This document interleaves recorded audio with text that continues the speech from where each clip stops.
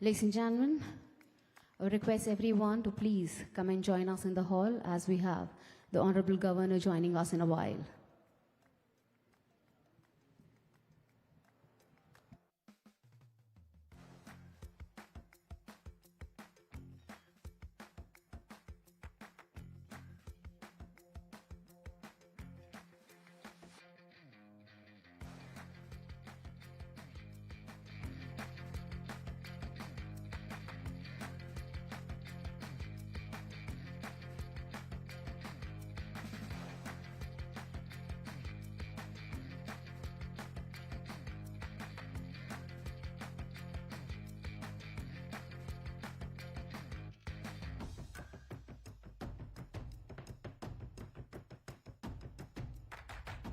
Ladies and gentlemen, it is our distinct honor and absolute privilege to welcome our chief guest for this evening, a leader of immense dignity, grace, and public service.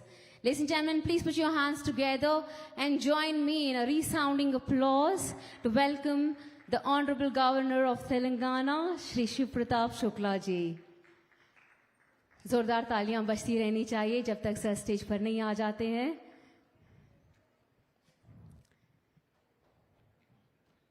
Thank you so much, sir, for gracing us with your esteemed presence. We also warmly extend a welcome to the driving force behind this phenomenal initiative, a stalwart in media and broadcasting. Let's welcome the Managing Director of Times Network, Mr. Shamsher Singh. Joining him alongside, we have Dr. Bhaskar Rao Bolineni, Chairman and Managing Director, KIMS Hospital. I would request all the ones seated here, if you can please rise for the national anthem.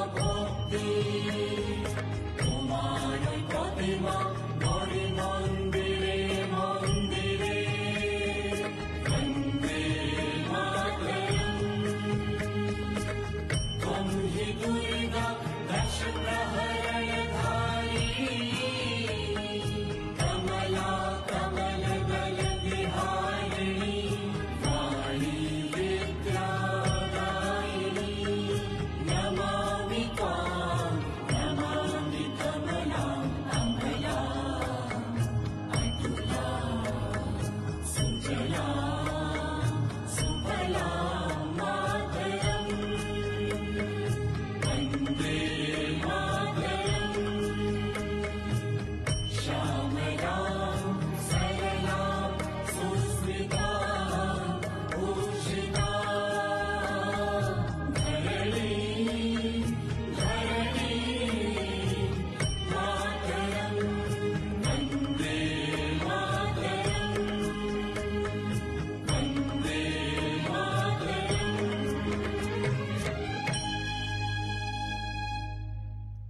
I would request everyone if you can please take your seats. Good evening, ladies and gentlemen. A very warm welcome to all our distinguished guests, healthcare leaders, policy makers, innovators, industry experts, partners, members of the media and delegates present here today for the Times Network India Health Summit and Awards 2026 South Edition. South India has long stood at the forefront of India's healthcare journey, from pioneering medical excellence and healthcare innovation to strengthening public health outcomes and advancing patient care. The region continues to play a defining role in shaping the future of healthcare in our country. To invoke the blessing and legally inaugurate this evening's summit, we shall now move to the traditional lamp lighting ceremony. I have the honor of inviting our esteemed Chief Guest, the Honorable Governor of Telangana, Shri Shiv Pratap Shuklaji, along with Mr. Shamsher Singh, Managing Editor of Times Network, to kindly step forward. Sir, I would request if you can please step forward for the light lamping ceremony.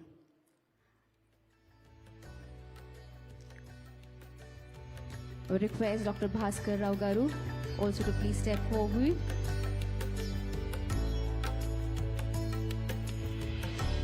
And light the ceremonial lamp.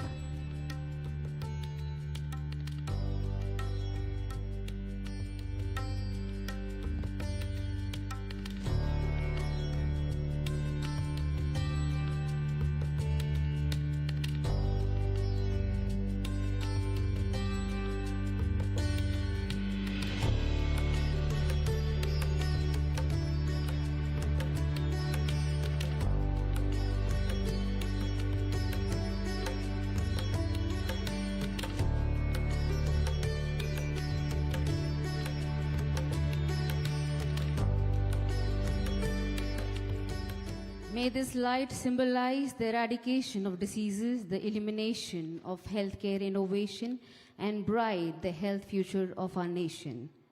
Ladies and gentlemen, we now move into the moment we all have been waiting for, recognizing excellence, dedication, and monumental breakthrough.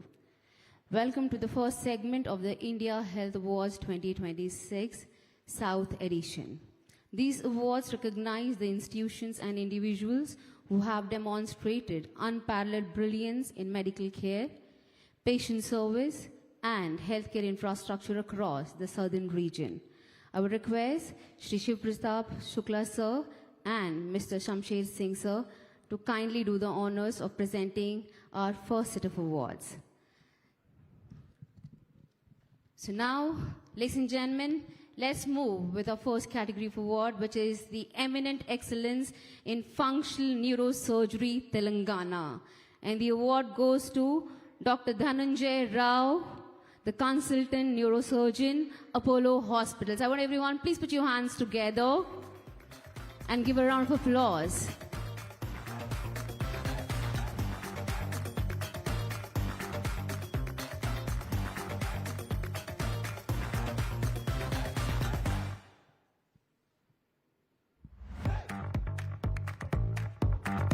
I would request all the ones sitting down, if you can please put your hands together and give a round of applause, please. Congratulations, sir. Moving forward with our next category, which is Eminent Excellence in Robotic Joint Replacement Surgery, Telangana. And the award goes to Dr. Vikram Baire, Senior Consultant Orthopedic Surgeon and Robotic Joint Replacement Specialist from Yashoda Hospitals.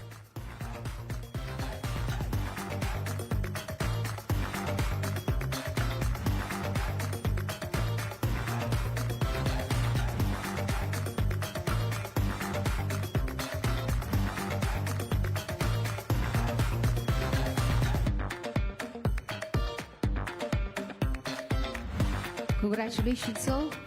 Moving forward in the next category, which is Legendary Excellence in Internal Medicine and Intensive Care, Telangana. The award goes to Dr. Rajiv Paul, Senior Consultant, Internal Medicine and Intensive Care Specialist, Apollo Hospitals.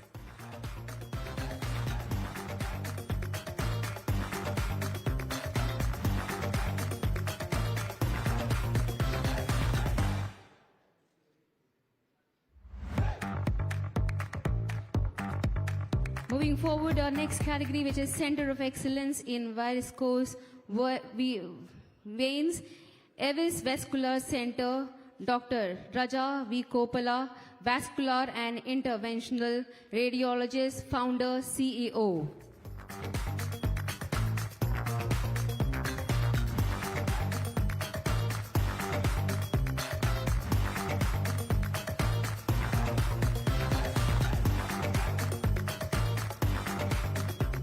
Moving forward with our next category, which is Outstanding Philanthropic Contribution to Hearing Impairment, Rehabilitation and Inclusion, Society to Aid the Hearing Impaired, Dr. E.C. Vinay Kumar, Founder Secretary, Dr. K. Rambabu, Medical Director, Dr. Shrikant Indamuri, Director, Audiology Services and COA.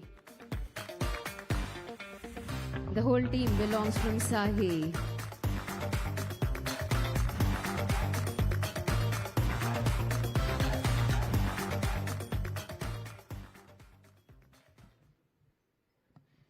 So thank you so much. I would request if you can please take your seats.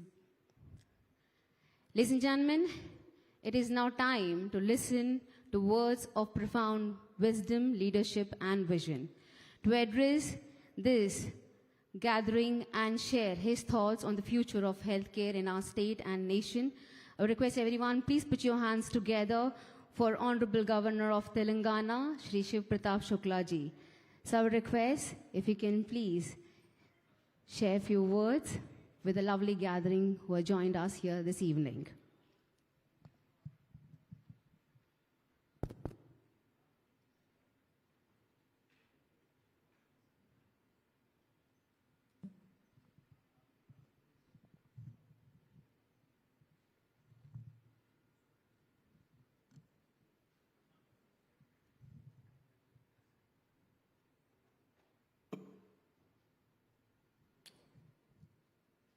Times Network of India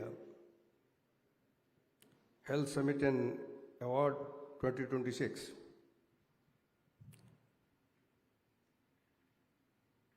DISE पर उपस्थित श्री शमशेर सिंह जी, प्रबंध व संपादक times समूह, doctor Bhaskar Rao ji, chairman AD KIMS hospital, उपस्थित सभी awardee doctors, अन्य विशिष्ट अतिथिगण,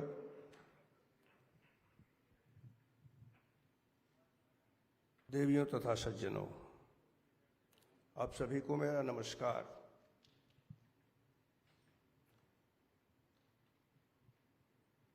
times Network India Health Summit South India edition के इस महत्वपूर्ण मंच पर उपस्थित होकर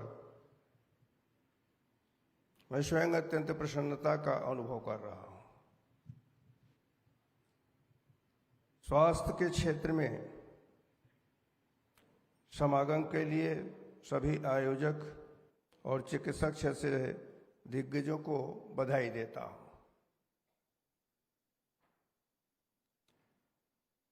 स्वस्थ नागरिक ही विकसित भारत की सबसे बड़ी शक्ति है। माननीय प्रधानमंत्री श्री नरेंद्र मोदी जी का यह मूल मंत्र आज देश की स्वास्थ्य प्राथमिकताओं का मार्गदर्शन है।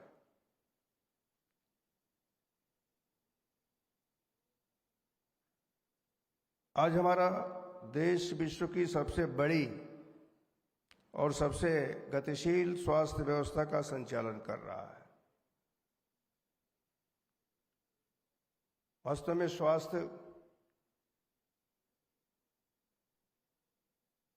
के उपचार के अनेक तरीके हैं।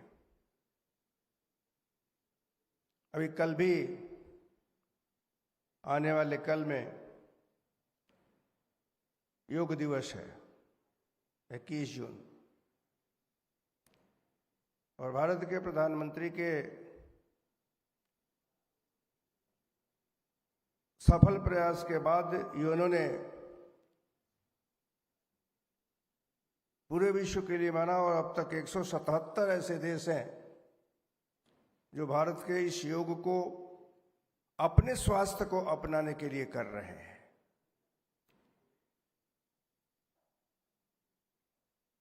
और इस नाते इसको विकसित भारत 2047 के निर्माण का मुख्य स्तंभ माना गया है।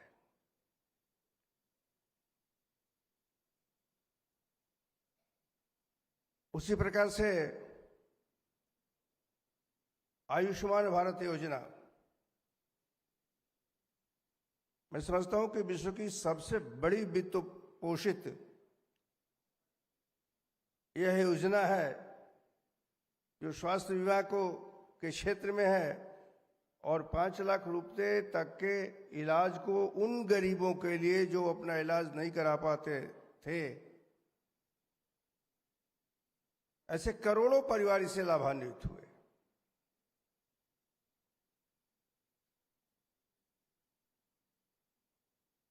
लेकिन इसके कई नुकसान भी हुए। मैं स्वास्थ्य के क्षेत्र से जुटे हुए सभी के बीच में हूं और मीडिया के बीच में हूं, तो मीडिया ही समय समय पर इस बात को कहती रही है कि आयुष्मान भारत में यहाँ कहीं बीमा वालों ने कुछ कर लिया, कहीं स्वास्थ्य हॉस्पिटल ने कर लिया। और अपने को मीडिया फिर अलग कर देती है। एक बात उठाया और कटघरे में खड़ा कर दिया, डॉक्टर्स को भी कटघरे में खड़ा कर दिया, बीमा कंपनियों को भी कटघरे में खड़ा कर दिया, गवर्नमेंट को भी।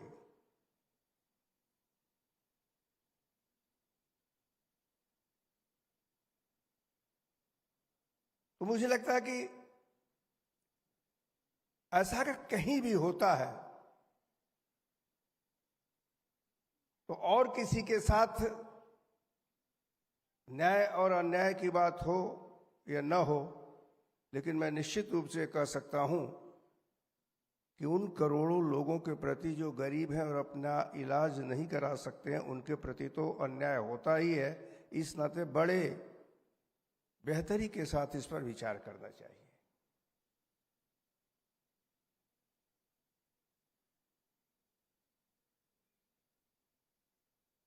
गवर्नमेंट ऑफ इंडिया ने आरोग्य मंदिर प्राथमिक चिकित्सा को गांव-गांव तक पहुंचाने का प्रयत्न किया। लाखों केंद्रों का नेटवर्क इस प्रकार से तैयार हुआ। और अब तो डिजिटल हेल्थ क्रांति भी आ गई है।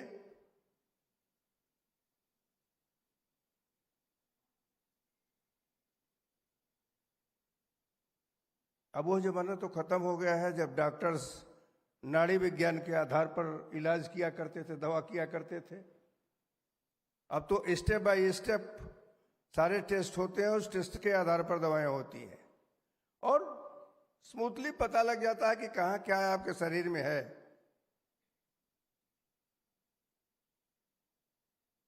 डिजिटल हेल्थ मिशन ने भी काफी सुलभता के साथ लोगों को इसका वो करा है। और सबसे बड़ी बात यह रही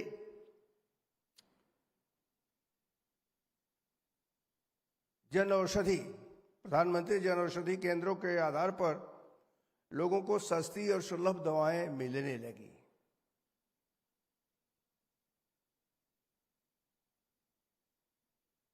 मैं समझता हूं कि चिकित्सा और स्वास्थ्य और साथ साथ शिक्षा,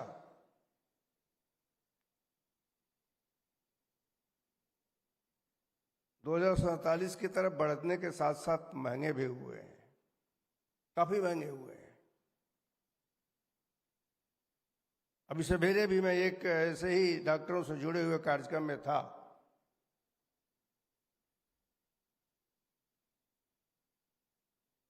और मुझे लगा कि केवल हम ही नहीं, गवर्नमेंट ही नहीं, डॉक्टर भी उतनी ही सिंसियरिटी के साथ लोगों के इलाज से जुड़े हुए हैं। देखिए, सामाजिक क्षेत्र में कार्य करने के नाते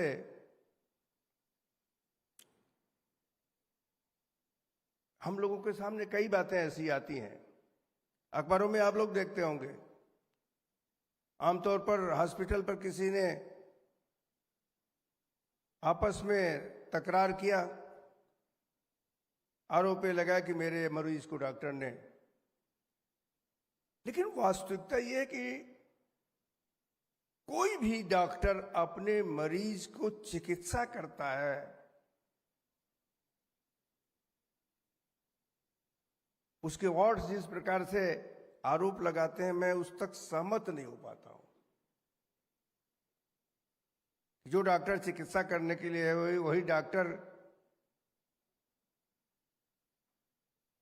हाँ ये हो सकता है कि रोग को न समझ पाने के नाते डॉक्टर से भी ये गलती हो सकती है, होती है, स्वाभाविक है। टेस्ट में वो नहीं आया, डॉक्टर नहीं पहचान पाया।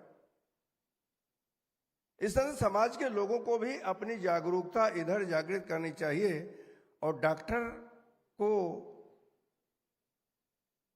कभी भगवान के रूप में देखा गया है, क्योंकि वो चिकित्सा करता है, शरीर विज्ञान की एक एक चीज की जानकारी रखता है। लेकिन इस प्रकार से, जिस प्रकार से लोगों के अंदर उत्तेजना आई है, तो मुझे लगता है कि इलाज के संदर्भ में अवेयरनेस भी उसी प्रकार से होनी चाहिए। और ये शहर, जब ये लोग मुझे मिले, हमने कहा कि भाई ये तो मेडिकल का हब है, फार्मा कंपनियों का पूरा हब है, और हैदराबाद को वह सम्मान प्राप्त है कि कोविड के समय जिस प्रकार से वैक्सीन बनाने का काम हैदराबाद ने किया और करके बताया, उससे हैदराबाद को और सम्मानित किया जाना चाहिए।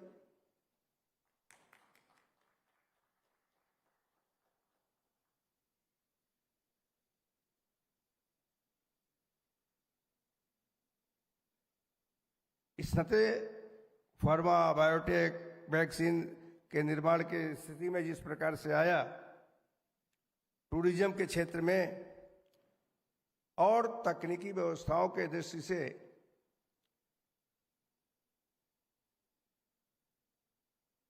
मेरे सामने कई बार विषय आता है,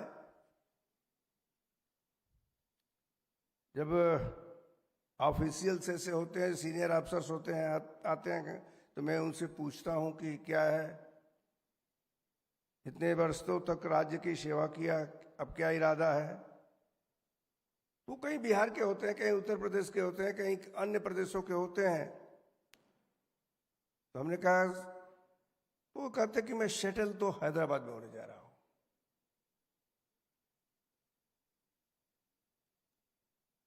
एक बहुत बड़ी बात किसी शहर के लिए है कि अगर लोगों का विचार इस प्रकार से बनता है कि रहने का वातावरण हमें हैदराबाद में मिलता है, चिकित्सा की सुविधा हमें मिलती है, एजुकेशन की सुविधा हमें मिलती है,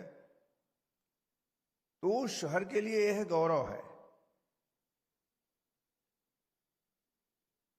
इस नाते तकनीकी और मानवीय संवेदनाएं और अधिक यहां विकसित की जानी चाहिए, जिससे जिस प्रकार से लोगों के भाव रहने के होते हैं वह और अधिक समृद्ध हो सके। कुछ बहुत अधिक यहां कहने को नहीं है। इस नाते times Network India Health summit के साउथ एडिशन के आयोजकों को बधाई देता हूं। इस समिट की सफलता की कामना करता हूं, और जब पूरी तौर पर सफल हो जाए तो आयोजकों को मैं कहता हूं कि आएंगे, मेरे साथ चाय पिएंगे। बहुत बहुत धन्यवाद। Sir, Your Excellency, for this deeply motivating and visionary address. Before we proceed any further, it is our privilege to express our deep gratitude to our chief guest who has taken out time of his packed. Shamsher Singh ji ने कहा कि आपने एक बात अपनी नहीं कही। मैं कहना नहीं चाहता था, वास्तव में है क्या कि जबकि ये जरूरी है। मैं जब हिमाचल प्रदेश का राज्यपाल था तो अपने नियुक्ति के तुरंत बाद, शपथ लेने के बाद जब दिल्ली आया प्रधानमंत्री से कॉल आउट करने के लिए, तो प्रधानमंत्री जी ने मुझे एक मंत्र दिया कि हिमाचल प्रदेश में 2 काम कर सकते हो आप। सामान्य तौर पर लोगों की एक धारणा होती है ना कि राजनीतिक लोग और विशेष करके हम जिस पद पर हैं गवर्नर,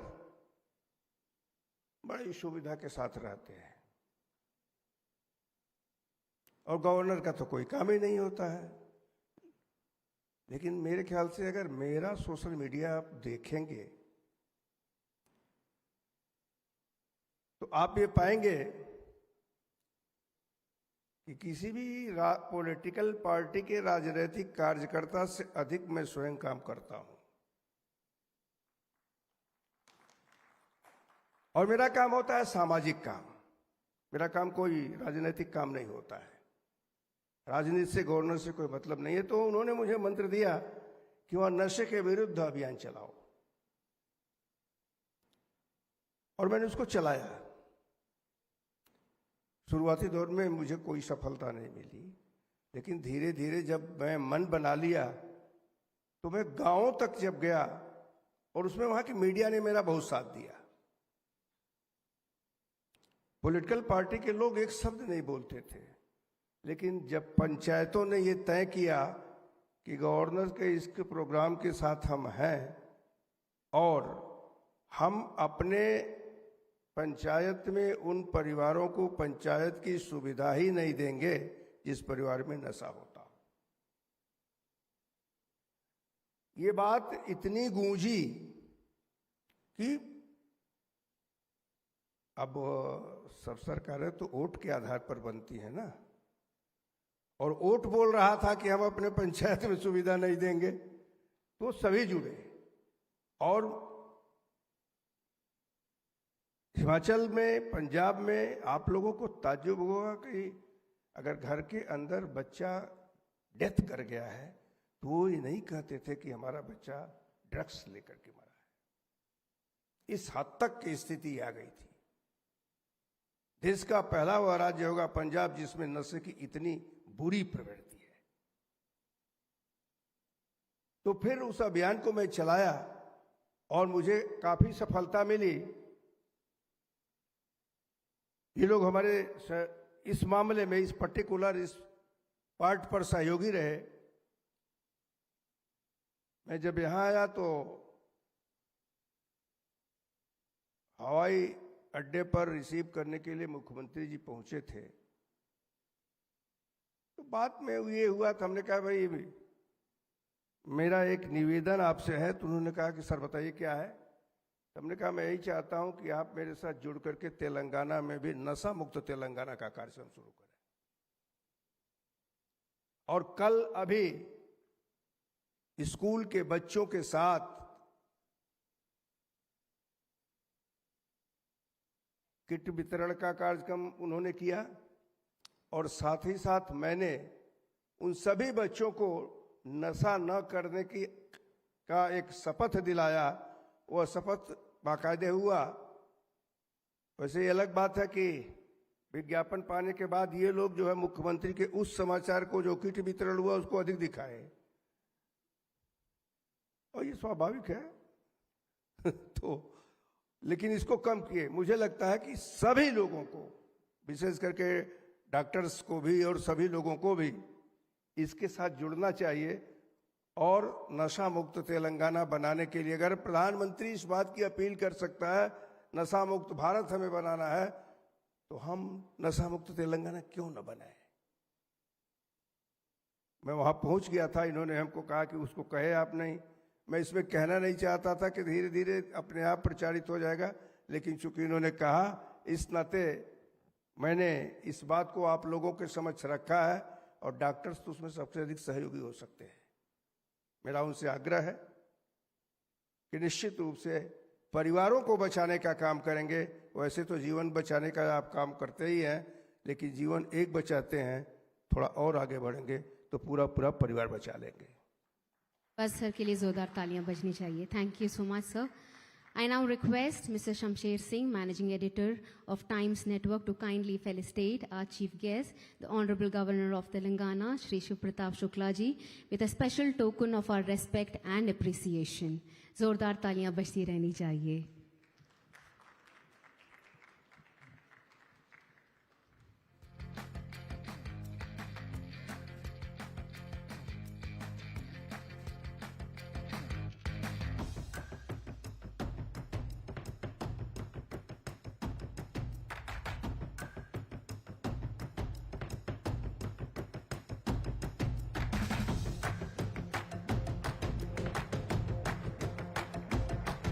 हम माननीय राज्यपाल महोदय श्री शिव प्रताप शुक्ला जी के अत्यंत आभारी हैं, जिन्होंने अपने बेहद व्यस्त कार्यक्रमों में से हमारे लिए समय निकाला और अपनी गरिमामयी उपस्थिति से इस मंच को अनुग्रहित किया।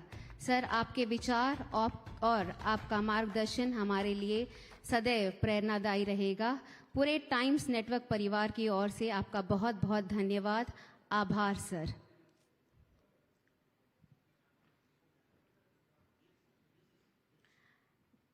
अभी फोटो ऑप के लिए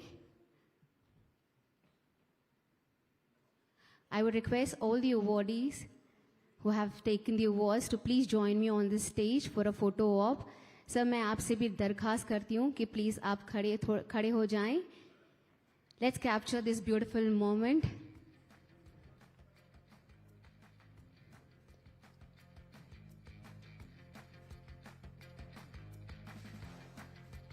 Let's capture this historic moment. We have all the awardees here on the stage.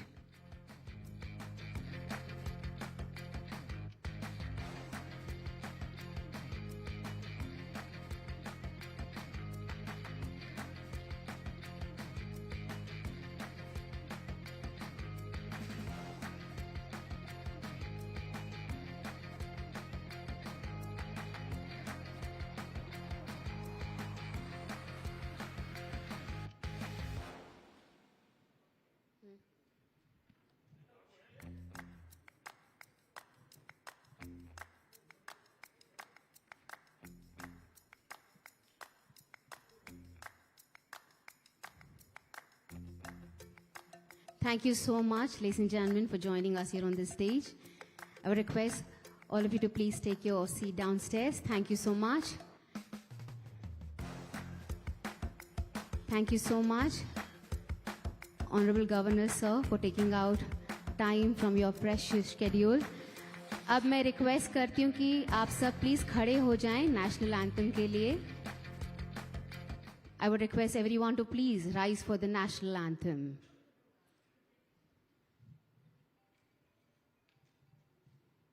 Jana Gana मन अधिनायक जय हे भारत भाग्य विधाता.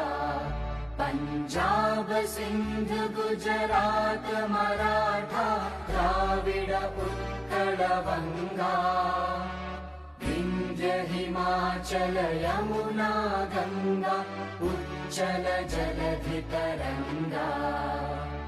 तव शुभ नामे जागे तव शुभ आशीष मांगे. गाहे तव जय गाथा. जन गण मंगलदायक जय हे भारत भाग्य विधाता.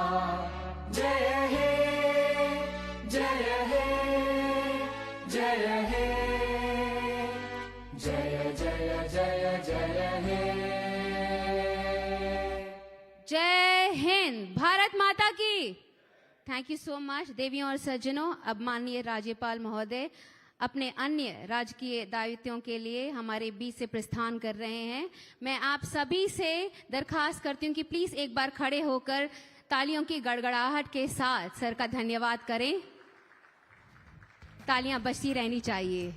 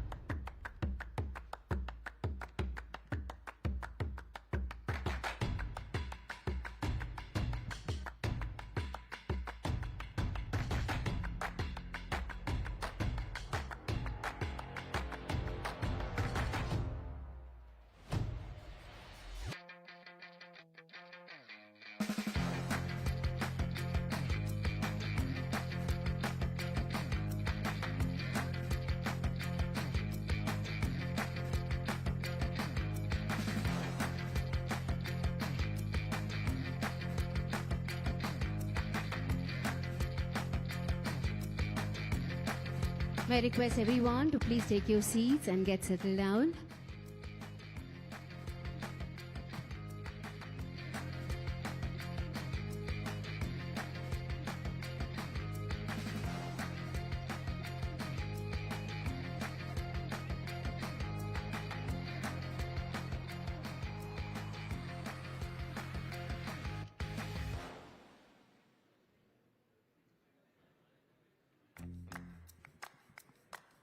May I request everyone, all the ones who are standing, if you can please take your seats. All the wonderful people in the hall, I would request everyone, please take your seats.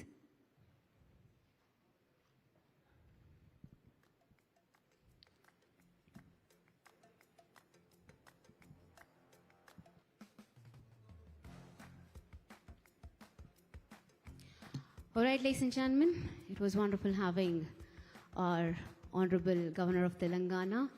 May I now request everyone to please take your seats as we begin. I would like to acknowledge and thank our esteemed partners before we move further. The Times Network India Health Summit and Awards 2026 South Edition is powered by Tamashi. Our associate partners are Giglu and The Real God. Our real estate partner is Sumadhara. Our knowledge partner is Voice of Healthcare, and our automobile partner is BMW Krishna Automobile. Thank you all our partners for helping make this platform possible. As healthcare continues to evolve, one of the defining questions before us is, what does it truly take to build a world-class healthcare institution? One that delivers clinical excellence, embraces innovation, scales sustainability, and remain deeply committed to patient-centric care.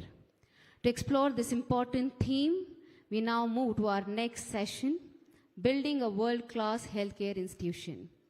Joining us for this engaging fireside chat is a visionary leader who has played a pivotal role in shaping one of India's most respected healthcare networks.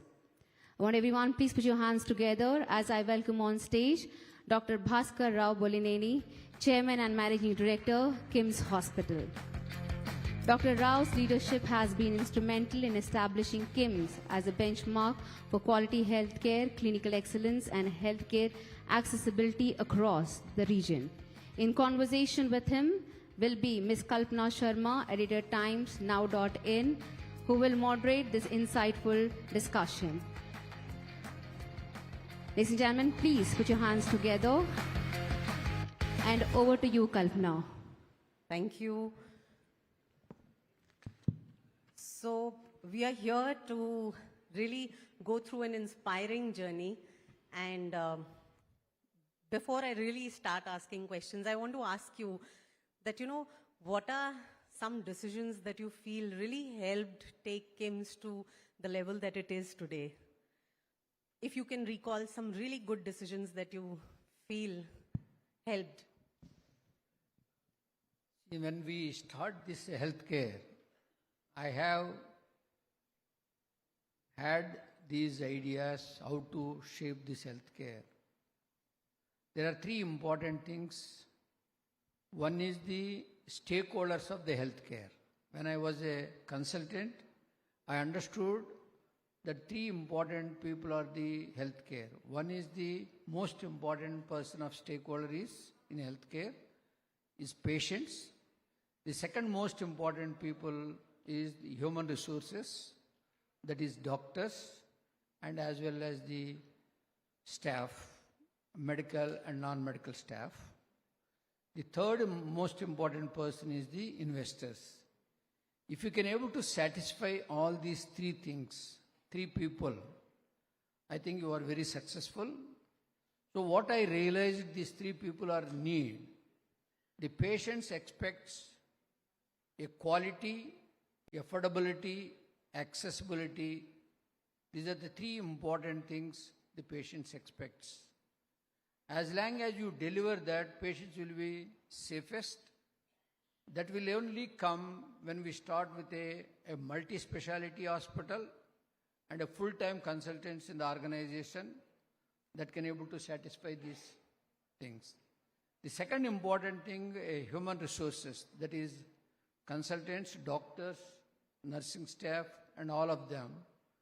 We need to give a full freedom what they want and what they require to satisfy their patients in terms of quality, in terms of affordability, and also the flexibility towards the doctors where it can able to perform things. If these two things achieves, the third important thing, investors automatically make their money. That's what we have thought of when I was a consultant for 10 years. I tried and then I implemented. That is the success of the journey. And also today, patients, I mean, today, yes, but for the longest time now, they are more, to really run a hospital, you need clinical excellency as well as operational excellency. How have you really achieved that balance at KIMS? The most important thing, clinical excellency, when you select the consultants, the right people, where they have been educated in the right institutions, their entire mindset is definitely different from a non-institutional consultants. So initially we started with the consultants to make it excellence. That may not be enough. That will be up to the 50% of the patient quality care is concerned. The rest of the 50% comes with all the other human resources. The moment the patient enters, we nurture and we build the culture of the people, how they can able to behave, both medical and non-medical, with empathy and not a sympathetic way, and they should be in a position to explain that entire culture. If you build, you can get a clinical excellency by the medical doctors, non-clinical excellency, which is equally important for the patient and patient attenders during the journey in the hospital, how they should be able to behave. They should not feel that I'm not a foreign body here, and they should also part and part of the family. That culture we built in the non-medical people, that helped us a lot. Yeah, I'm curious to know that, with KIMS expanding so hugely and on a great level, how are you managing to provide the same level of service across hospitals? See, the policy and principle what we have been built on, like the affordability, accessibility, and then quality care. And wherever we go with a multi-speciality note, and we will be able to select the right people for the right job. Irrespective of the geographies, initially I was also thinking that moving out of Andhra Pradesh and Telangana, the entire systems will be different. It is different. The culture of the patients, the mindset of the doctors in both Karnataka, Kerala, Maharashtra, Madhya Pradesh, everywhere is different. But we need to be able to... Would you like to elaborate on that? That would be interesting to know. See, basically when we started here also, there was small nursing homes, independent consultants. They never come back to leave their own practice to come to a multi-specialty hospital. That we could able to convince here. Similarly, we could able to convince the consultants in Bombay and everywhere. They have their own nursing homes, their own clinics. They have to shut down all those things to come. We convince them the advantage, the benefit, both the consultant will get as well as the patients feel. The only fear they had was that all the corporate hospitals means they may use like a tissue paper. When they use it, they use it, otherwise they'll throw it. The legacy what I created in 2 decades, they could be able to speak to our consultants. And similarly, the political situations are entirely different, where we could be able to know here. And similarly, the culture of the patients is also entirely different.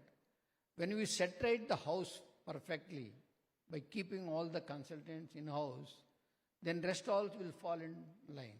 That is where other geographies also we could be able to do, and we could get the same results what we achieved in Telangana and Andhra Pradesh.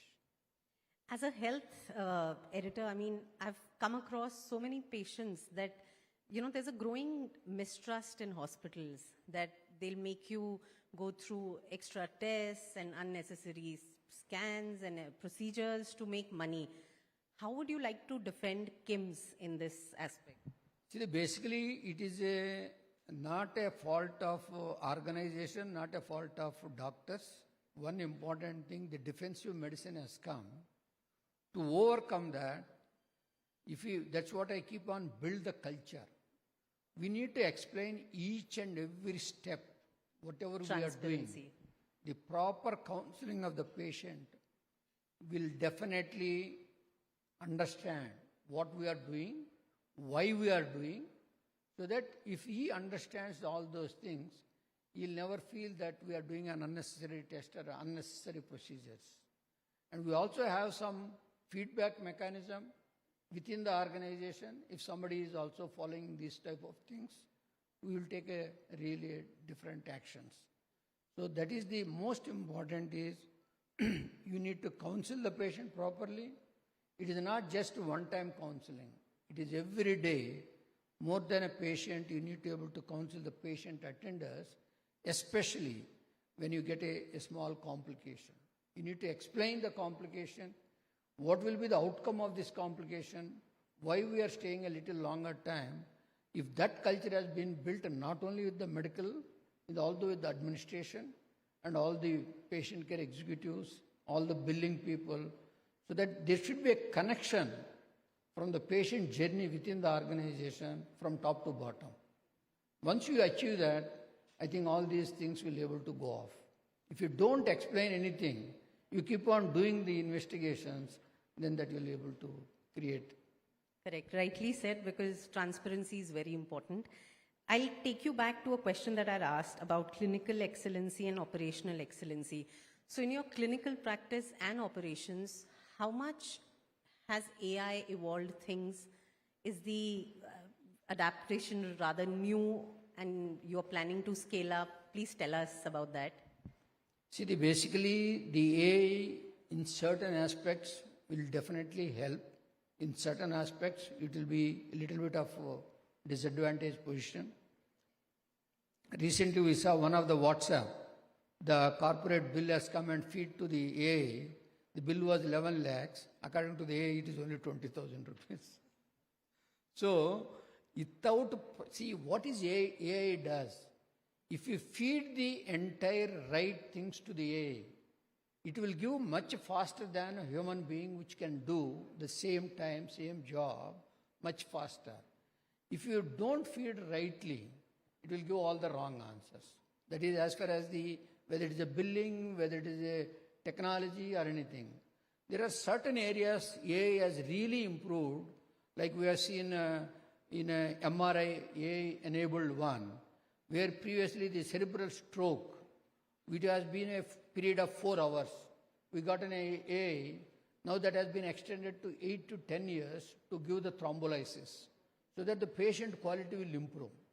So what all the data that we need to be able to feed rightly to the AI will be able to help us to give a much faster pace and also give little more added augmented knowledge to us. That will be able to definitely help the patient to treat, and you will also get the maximum benefit out of it. I'm going to ask a tricky question. 10 years down the line, do you think AI will be able to replace a doctor in terms of diagnosis and treatment? So it is not, see, as long as the lack of AI it has its own advantages. The disadvantages, there is no legality for AI. That is the most important thing. There is no human touch. The tactile sense is not available with AI.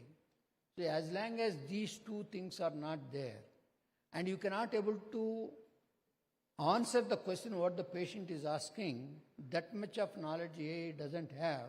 It has whatever we fed, it will give. But here it is a personalized touch to the patient, so that whatever is the patient is asking, if you don't able to answer properly, then it will not able. These 3 reasons, AI in healthcare may not able to replace forever. It may give, definitely, suppose if you read, a radiologist can read about 100 in a day, if you are able to fit for AI, if you read, if you give properly, it will give much faster, maybe do 1,000, but also sometimes it will go in detailed way of analyzing the X-ray. Sometimes we miss, it may also be able to find out. That much help can do, but these two are complementary, the doctor and as well as the AI. And I absolutely agree with you. AI can never replace doctors. And with the new age of doctors and healthcare professionals coming in, with your rich experience, what is it that you want to tell them? The most important thing, if you talk about the good olden days, we have only one doctor is to take care of the entire body. Today for the entire body need to take at least we need a minimum of 100 doctors. So this coordination, cooperation should be there. It is required, subspecialization. But at the same time, it should be a conversational between all the departments. If the patient has a multidisciplinary approach required, we need to be able to face all these things in time. If you don't, if you keep going around, going on the volume base that I want to do, the most important thing what a junior doctor should be able to, if he can spend as much time as a patient, that is the biggest marketing tool. I keep on telling for everyone, for our own employees, doctors, everybody, for a doctor, the God is the patient on 5 reasons. First reason, he is the one who pays the money from chairman to the bottom person. Second important is, he is the tool marketing agent for you if you do a good job. Third important thing, he will able to build our communication skills. The day when you keep asking all the questions to him, if you answer patiently, your communication skills will able to improve like anything. The fourth important thing, he is the one who communicates the entire medical community. Fifth important is, he is the connects the entire globe through his case sheet in the form of publications and presentations. So in that way, 5 times he is helpful for you. We should be much, much respectable towards the patient. The day when you follow all these 5, every doctor has a practice. There is no need to worry about it. And when you were a young doctor to today, the new age doctors, do you see any difference? There is difference because the wave of the training is happening. A lot of things are moving on. The clinical decisions and the clinical investigations or clinical history is a little bit is lapsing. More of going on a technology based, more of going on an investigation based. But as far as doctor, that's what I mentioned, whether AI is going to replace, as long as you have a human touch with the patient, taking a proper history, examination, spend time with them, counseling with them, that is the missing link today. We need to further improve on that. It will come back, definitely, there is no way. And before we end this conversation, I want to ask you, in the next decade, where do you see KIMS Hospital? See, today I proudly say that we are the number 1 in the globe. There is no second opinion on that. There are many patients are coming forward from globe to India. But we have few inherent problems. See, the problems are, we are very quick when compared to any of the Western society. If you want to take an MRI, you can able to get it done in half an hour. But in the reputed countries, it will take about 3 days, 10 days. To diagnose and to see a doctor, it will take about 3 to 4 weeks. It will be able to done it in a matter of 3 to 4 hours here. But what is the missing link here is, we have a large volume in the healthcare, but we never present in the form of papers, publications, when other countries are doing it. Whenever I've been traveled in many countries, whenever they see more than 2-3 patients, they will say, in my series, here even if you see 100 patients every day, we will never talk about all those things. So one is, a research is we are lacking, which we need any patient, the doctor has to spend a lot of time. with some engineering background we need to have. The government also need to spend a lot of money on the research that will be able to cut down the budget of the government also. So when you put all these research, you can able to go into a lot more innovations, because most of the innovations are coming from Western country, because they spend a lot of time on those innovations equally with the patients. But we focus mainly on the patients. Once the innovation comes, you will also get into the prevention aspect. Once you get the prevention aspect, the budget will come down drastically, and patient quality care, patient's efficiency also will improve. And at the same time, if the publications comes, what we are, we will be able to refer to the globe.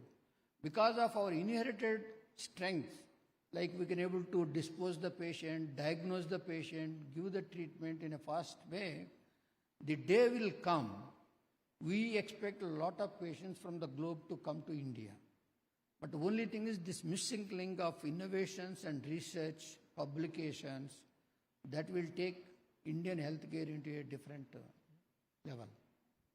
Very well said, and to your vision, I wish you all the best. Thank you so much for joining us today.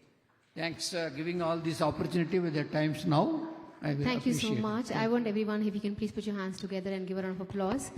May I now request Ms. Kalpana to please present a token of appreciation to Dr. Bhaskar Rao. A round of applause, ladies and gentlemen, please. Thank you so much, sir, for your time and the incredibly insightful discussion.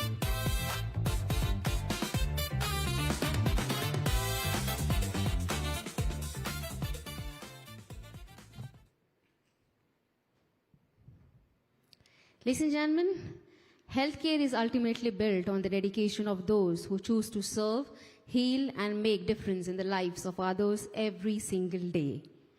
Being a doctor in India is more than a profession. It is calling that demands compassion, resilience, continuous learning, and unwavering commitment to patient care. It is a journey that goes far beyond clinics and hospitals, extending into communities, public health advocacy, and social impact. Our next speaker embodies this spirit in every sense. A distinguished pediatrician, social activist, pioneering first aid trainer, and widely recognized as the ORS Lady of India. She has dedicated her life to improving health awareness and empowering communities through education and preventive healthcare initiatives. It is my pleasure to invite on stage Dr. Shivranjani Santosh for a special address on being a doctor in India. Ladies and gentlemen, please join me in welcoming Dr. Shivranjani Santosh with a warm round of applause.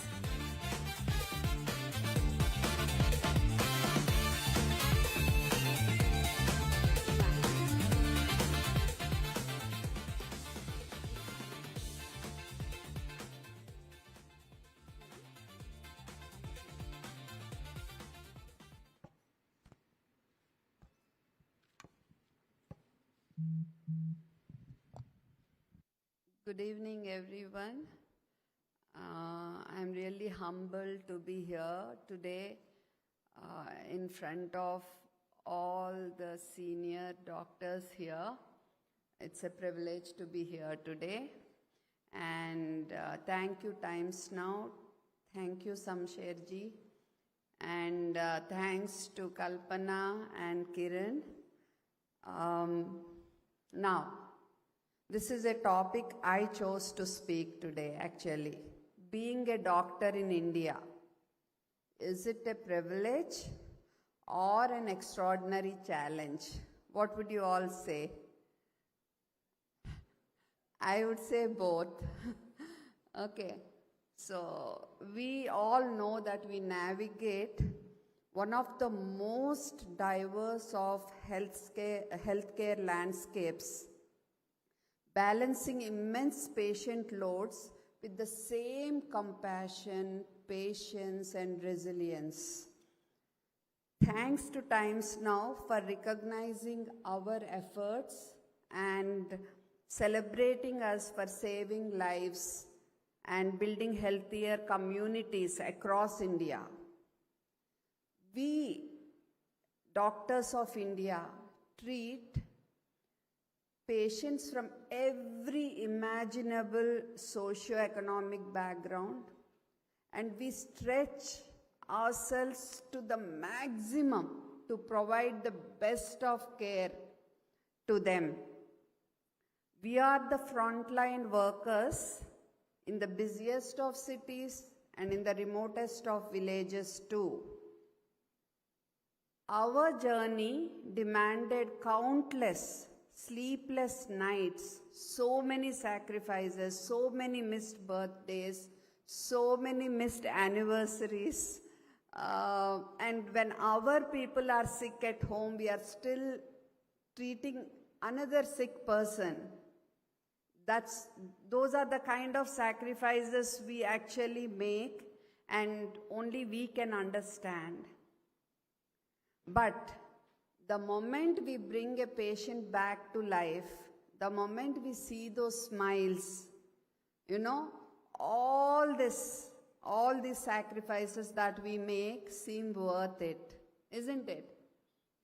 So, yes, I think it's a privilege to be able to take care of so many of them who are in need of us, and to bring back those smiles.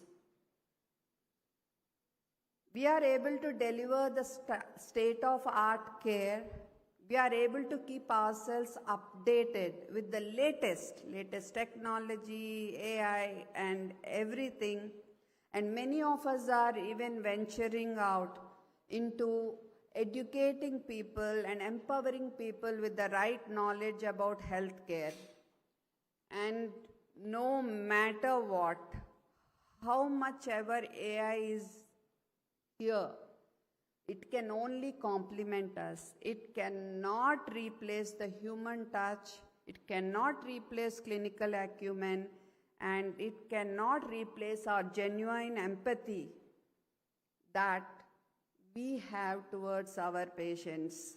So it can only complement, it cannot replace us. And we should be proud of being doctors. Doctors in India used to be viewed with deep reverence. And we were not just prescription writers, or we were not just people who do surgeries. We were the pillars of strength for many families, and we are the pillars of strength for many families in their darkest hours. But still, the perception is changing now. The perception is changing, and with the increasing expenditure, health expenditure, doctors are viewed as someone who is always ready to please the patients. But we all know that, let us take corporate hospital. Sir, no offense meant. But the percentage of bill, if you see, the doctor's bill is not actually a major part of it. But still, since we are the face, like we are the one who is interacting with the patient, who is treating the patient, somehow the perception is that we are here only to please them. Yes, some of us have become like that, but most of us do our work to the best of our ability, true to our conscience, and definitely not with an ulterior motive to please the patients. That I am very sure, and I'm very sure each and everyone present here can vouch for that.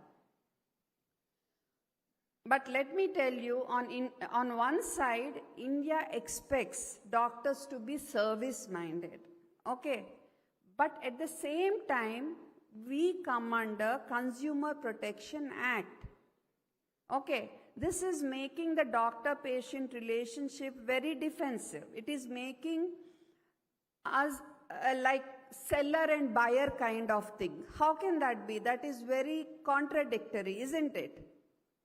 So because of this, even doctors who want, sometimes we need to take risky decisions to save lives. But because of this, many doctors, we are hesitating to take those risky decisions because of this consumer protection bill which we are placed under. That is something that needs to go away, I feel, as far as doctors are concerned. We need to definitely rebuild the image of the ethical and empathetic doctor by prioritizing empathy, transparency, that's what Sir was telling, transparent communication and patient education, and by adhering to the ethics of the art of medicine, not just the science of medicine, but the art of medicine. The moment the patient reaches your room, half the disease should go away. The moment the parents brings her child to your room, half their anxiety needs to go away. I would say 100% it needs to go away. That's the kind of doctors we need to aspire to be. We need to implement transparent billing. Transparent billing will really resolve many problems. We are seeing doctors being attacked nowadays. We are seeing that violence against doctors is really going up. But transparent communication, empathy, and transparent billing, I think, will definitely prevent these incidents more than any law would be able to. And this is what we need to teach our students from day one. Good communication, empathy, bedside manners. Arrogance has no place in our profession. We need to be really ultimately patient. And public infrastructure definitely needs to be strengthened to provide equitable health care to all. So one of our ethics is justice, right? And for that, we definitely need public infrastructure to be better. And let us not compromise on any of the ethics, be it autonomy, be it beneficence, non-maleficence, or justice. And the 3 C's: consent, confidentiality, and capacity. Okay, so let us continue to wear our work with pride, uphold the highest ethical standards, and treat our people with the same relentless passion that brought us into this profession. Media can help by acknowledging our sacrifices, long hours, and the very low pay that the vast majority of medical professionals endure. So, I would say it's a privilege to be a doctor in this great country, and it is a privilege to be able to make a difference to so many lives, but it is extraordinarily challenging to live up to the expectations of the society. It is extraordinarily challenging to make people understand that we are not here to please them but cure them. And it is an extraordinary challenge to protect ourselves from the unexpected violence which may be unleashed on us. That's one more thing. An extraordinary challenge to take risks to save lives, especially being under the Consumer Protection Act. So, dear doctors, thank you for your tireless services, your courage, and the lives you protect every single day. Lots of love and respect. Thank you. Thank you so much, ma'am. Ma'am, I would request if you can please stay back on the stage. I would request Ms. Kalpana to please join me on the stage once again. A round of applause, ladies and gentlemen, please.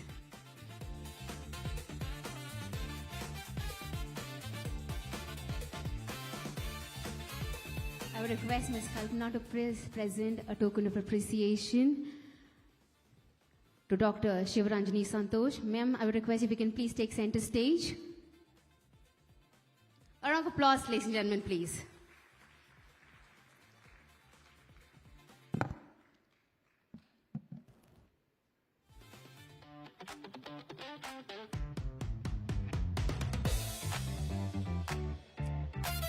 Thank you so much, ma'am.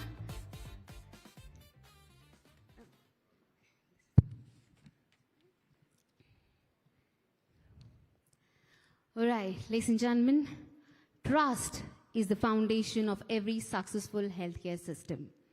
It forms the bond between patients and caregivers, enables better outcomes, and strengthens confidence in the institutions that serve our communities. However, in recent years, healthcare professionals across the country have increasingly faced challenges that extend beyond clinical care. Incidents of violence against doctors and healthcare workers have emerged as a serious concern, affecting not only the safety and well-being of medical professionals, but also the overall healthcare ecosystem. Addressing this issue requires collective awareness, stronger safeguards, and a renewed commitment to fostering trust, empathy, and mutual respect beyond healthcare providers and the communities they serve. To share insight on the important subject, we are privileged to have with us the distinguished leader and a respected voice of the medical fraternity. Please put your hands together and let's welcome Dr. Dilip P. Bhanushali, National Immediate Past President, Indian Medical Association, for a keynote address on building trust in healthcare, addressing violence against healthcare professionals.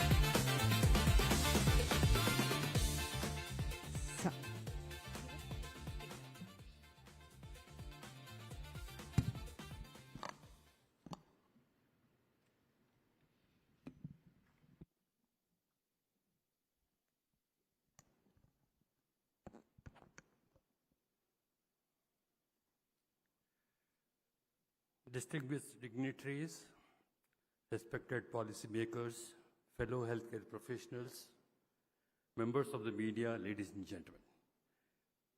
Good evening. I stand here before you today to speak on a subject that goes beyond healthcare. It concerns the very fabric of trust that binds society together. The topic for today given to me is building trust in healthcare, addressing violence against healthcare professionals. This is not merely a professional concern. It is a national concern. It is a society concern. It's a human concern. Now let me begin with a stark reality. 3 out of every 4 doctors in India report having faced some sort of workplace violence during their professional careers. Now, recent studies revealed that over 60% of the healthcare workers have experienced violence, predominantly verbal abuse, while physical assaults continue to rise. Emergency departments remain the most dangerous workplace for doctors and nurses. Now, between 2021 and 2025, 149 incidents of violence against healthcare personnel were officially reported in India. That was in Delhi alone. Yet only a fraction resulted in formal legal action. Now, these are not merely statistics. Behind every number is a doctor who went home shaken, a nurse who cried silently after his night shift, a resident doctor who wondered whether their saving lives was worth for risking this profession, a young medical student who began questioning the profession even before receiving the first stethoscope. Now, this tragedy is not only that violence exists. The tragedy is that it slowly become normalized. For decades, doctors were viewed as healers, guides, and trusted companions during humanity's most vulnerable moments. Today, many of them have become targets. We have become the soft targets. When a patient dies, despite of our best efforts, grief often seeks an outlet. Unfortunately, that outlet increasingly becomes the doctor standing nearest to his bedside. A doctor may not control the disease. A doctor may not control the shortage of hospital beds. A doctor may not control delayed referrals. A doctor may not control the limitation of medical science. But let us all recognize the fundamental truth that no doctor enters a medical college with the intention of harming a patient. The oath we take, the years of sacrifice we endure, the sleepless nights we spend in hospitals all stem from a single purpose, that is to heal. Yet medicine is not mathematics. Not every illness can be cured. Not every complication can be predicted. Not every life can be saved. Despite the best treatment, despite adherence to established protocols, despite the most sincere efforts of an entire medical team, some patients may not recover. There are many occasions where errors of judgment occur. Doctors are human beings, not infallible machines. When mistakes happen, they must be investigated fairly, transparently, scientifically. Accountability is essential, but accountability can never be justification for violence. A good outcome is not necessarily negligence. A complication is not necessarily misconduct. A death is not necessarily a crime. This distinction is important because justice demands facts, not assumptions. Yet when tragedy strikes, it's often the doctor who bears the anger. As the saying goes, when treatment succeeds, medicine gets the credit.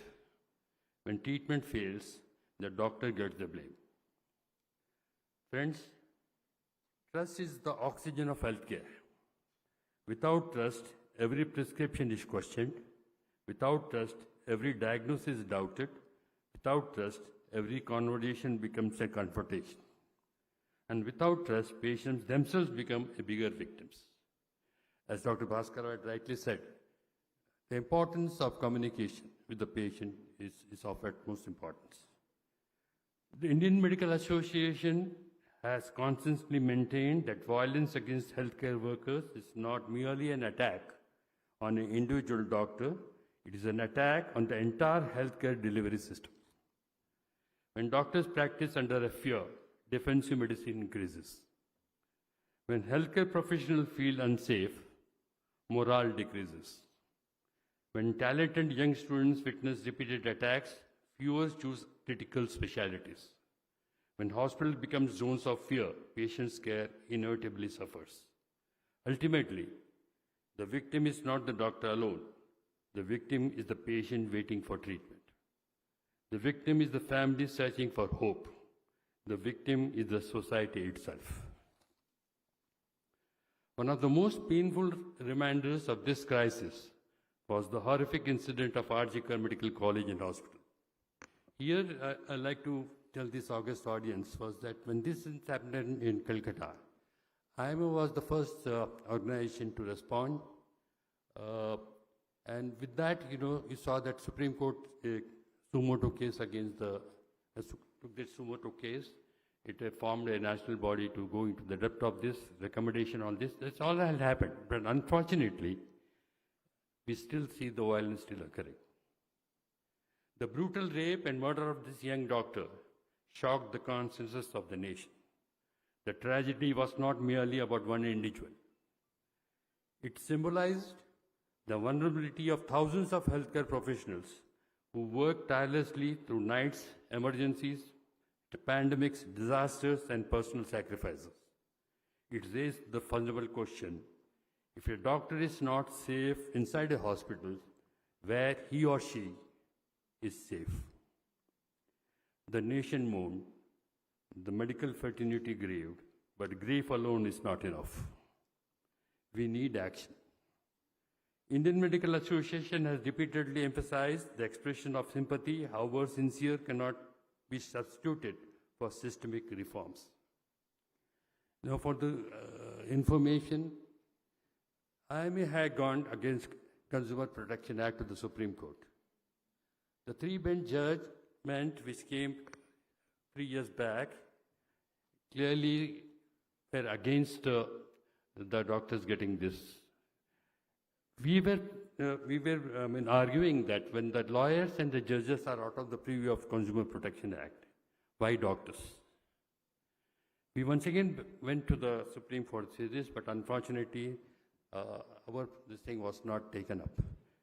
But the good news is, only 3 months back, Supreme Court once again gave a permission that IMA can approach the Supreme Court, and the next hearing is on 22nd June.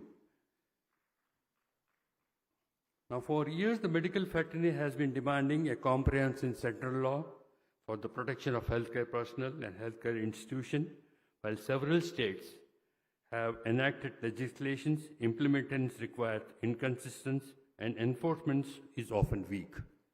In fact, you should remember that the Andhra Pradesh, erstwhile Andhra Pradesh, was the first state in the country to bring that legislation. Violence against healthcare workers is not a state-specific problem. It is a national challenge requiring a national response. During my tenure, I had an opportunity to meet with the Honorable Home Minister of India, Amit Shah ji, twice regarding this matter. He emphasized that since health and law order is a state subject, we should approach the state government for this. And we approached the health minister so many times. In fact, I met the CM also twice. Unfortunately, though we have the legislation, it's not been implemented properly.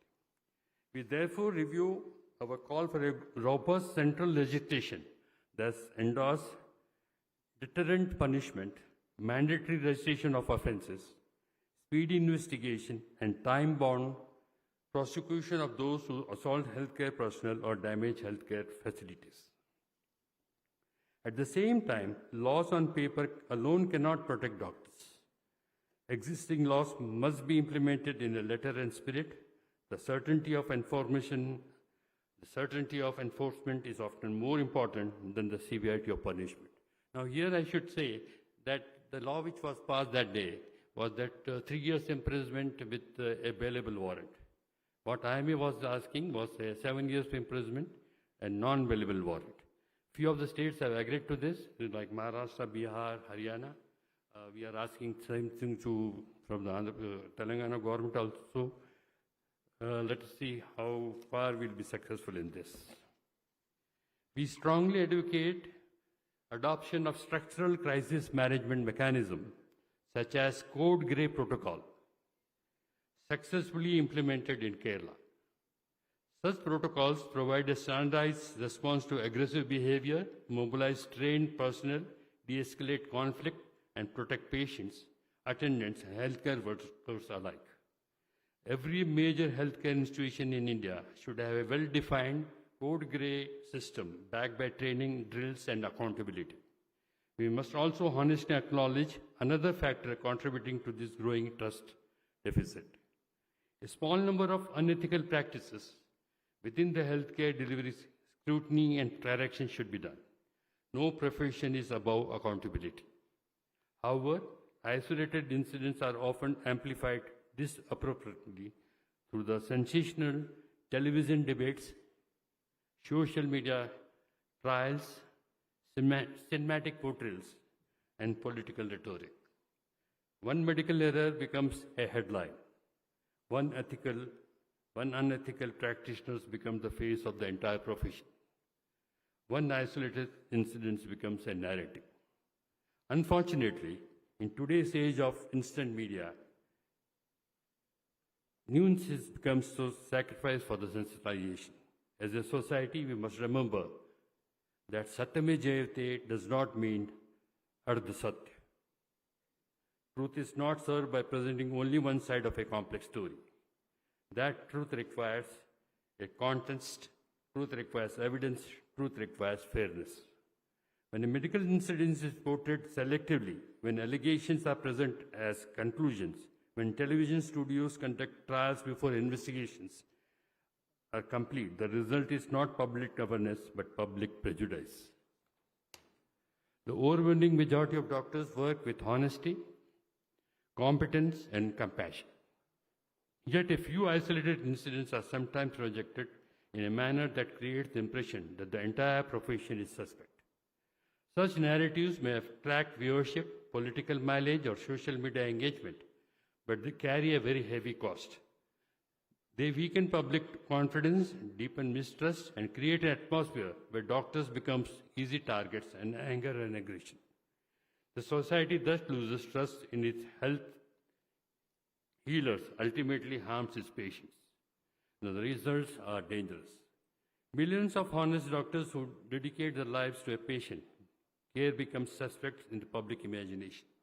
The public begins to see the exception as the rule. The relations of trust gradually erodes.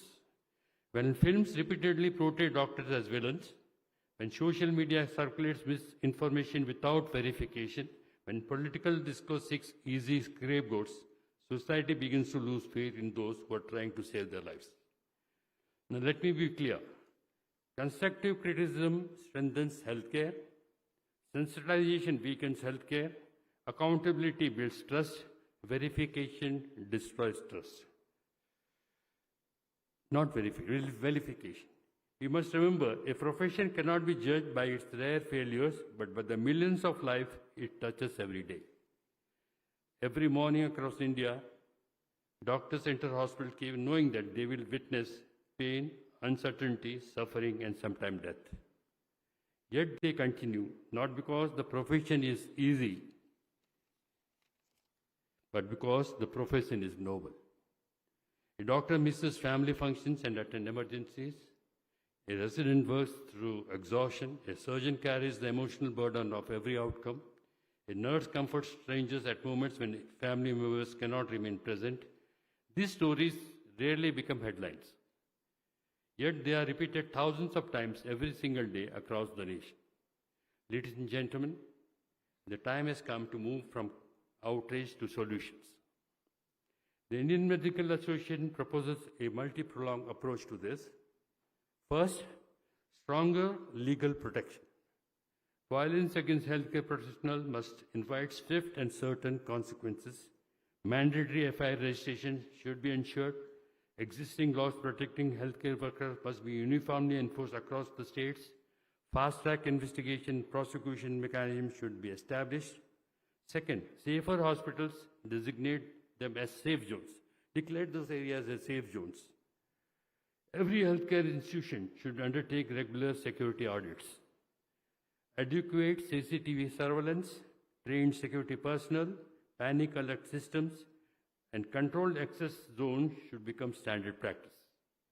No healthcare professional should fear for his or her safety while providing care. Third, communication, as has been rightly said before the two speakers who gave all the details why communication is so important. Research constantly intensifies communication gaps is the major trigger for conflict. Doctors need structured communicating training. Hospitals and established dedicated patient relations teams to provide timely updates and manage. Empathy communicated effectively can often prevent escalation. Fourth, public awareness. We need a nation campaign emphasizing mutual respect between patients and the healthcare providers. The message must be simple. Violence delays treatment. Violence harms patient. Violence saves no lives. Fifth, responsible media engagement. The media has tremendous power. It can build bridges or deepen divisions. We appeal for the responsible reporting that investigates facts before creating narratives and highlighting the countless positive contributions by the healthcare professionals every day. Sixth, a national database. India urgently needs a centralized database documenting incidents of violence against healthcare workers. What is not measured cannot be effectively addressed. Evidence-based policy making requires reliable data. I am happy to share that IMA, during my presidency, I created a registry on violence in the healthcare, and I've written to all our president secretaries of the country to have this data regarding violence. Friends, the future of healthcare cannot be built on fear. It must be built on trust. Trust is not demanded. Trust should be earned. Doctor must continue earning it through competence, compassion, ethics, and transparency. Society must protect those who dictate their lives to healing. Government must create systems that ensure safety. Media must inform without inflaming. Any citizens must remember that doctors are not machines. They are human beings. They experience grief. They experience fatigue. They experience loss. They experience fear. Yet every day they choose to serve. Now allow me, ladies and gentlemen, to conclude. When a doctor's hands tremble with fear, a patient's future trembles with them. When a doctor's hands work with confidence, hope itself finds healing. Protect the healer, you protect healing itself. Let us therefore commit ourselves to rebuilding trust, restoring dignity, and ensuring safety. Because healthcare flourishes not in the atmosphere of fear, but in an environment of mutual respect, understanding, and compassion. Together, let us create a healthcare system where doctors heal without fear, patients seek care with confidence, and trust once again becomes the strongest medicine of all. Ladies and gentlemen, at IMA, we have been advocating all this, what we have been talking about, and it's very important. This message should be percolated to the society, to the media, and the common man of India.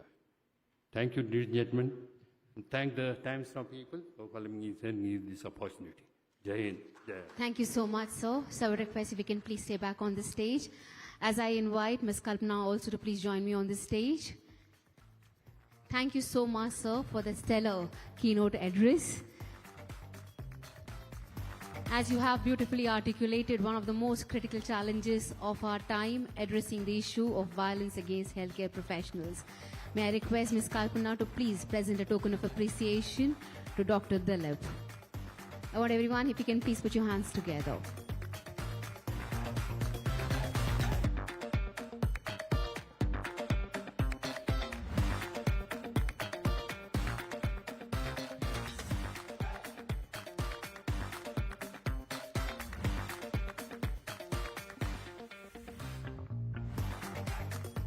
Thank you so much.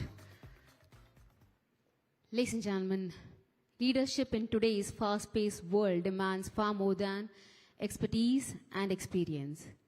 It requires resilience, discipline, adaptability, and the ability to remain composed and effective in high-pressure situations.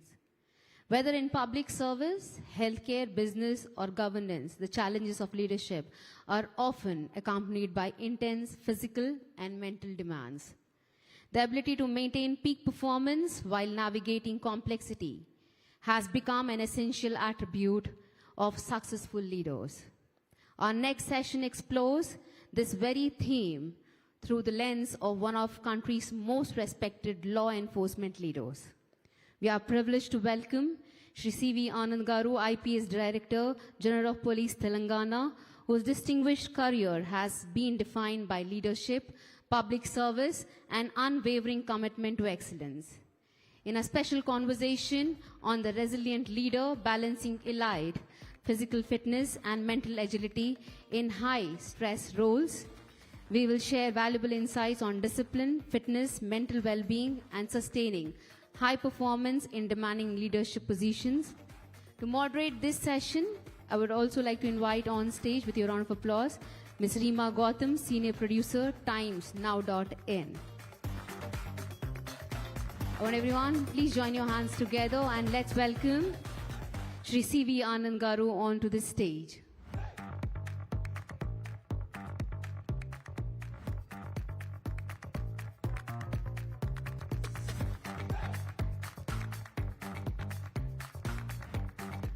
So, ladies and gentlemen, we are here discussing on the topic, the resilient leader, balancing elite physical fitness and mental agility in high-stress roles. DCP sir is joining us in a while.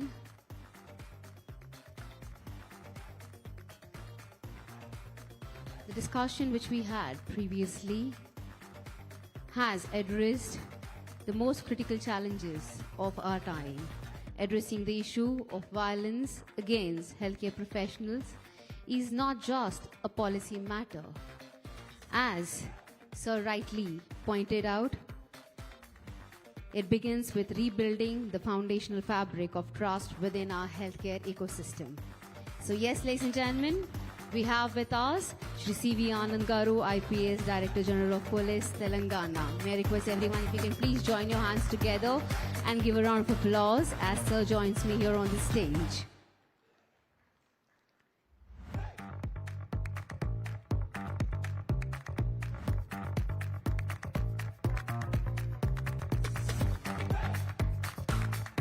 A very warm welcome to you, sir. And I would like to invite on stage Ms. Reema Gautam, Senior Producers, Times, Now.in, to moderate the session.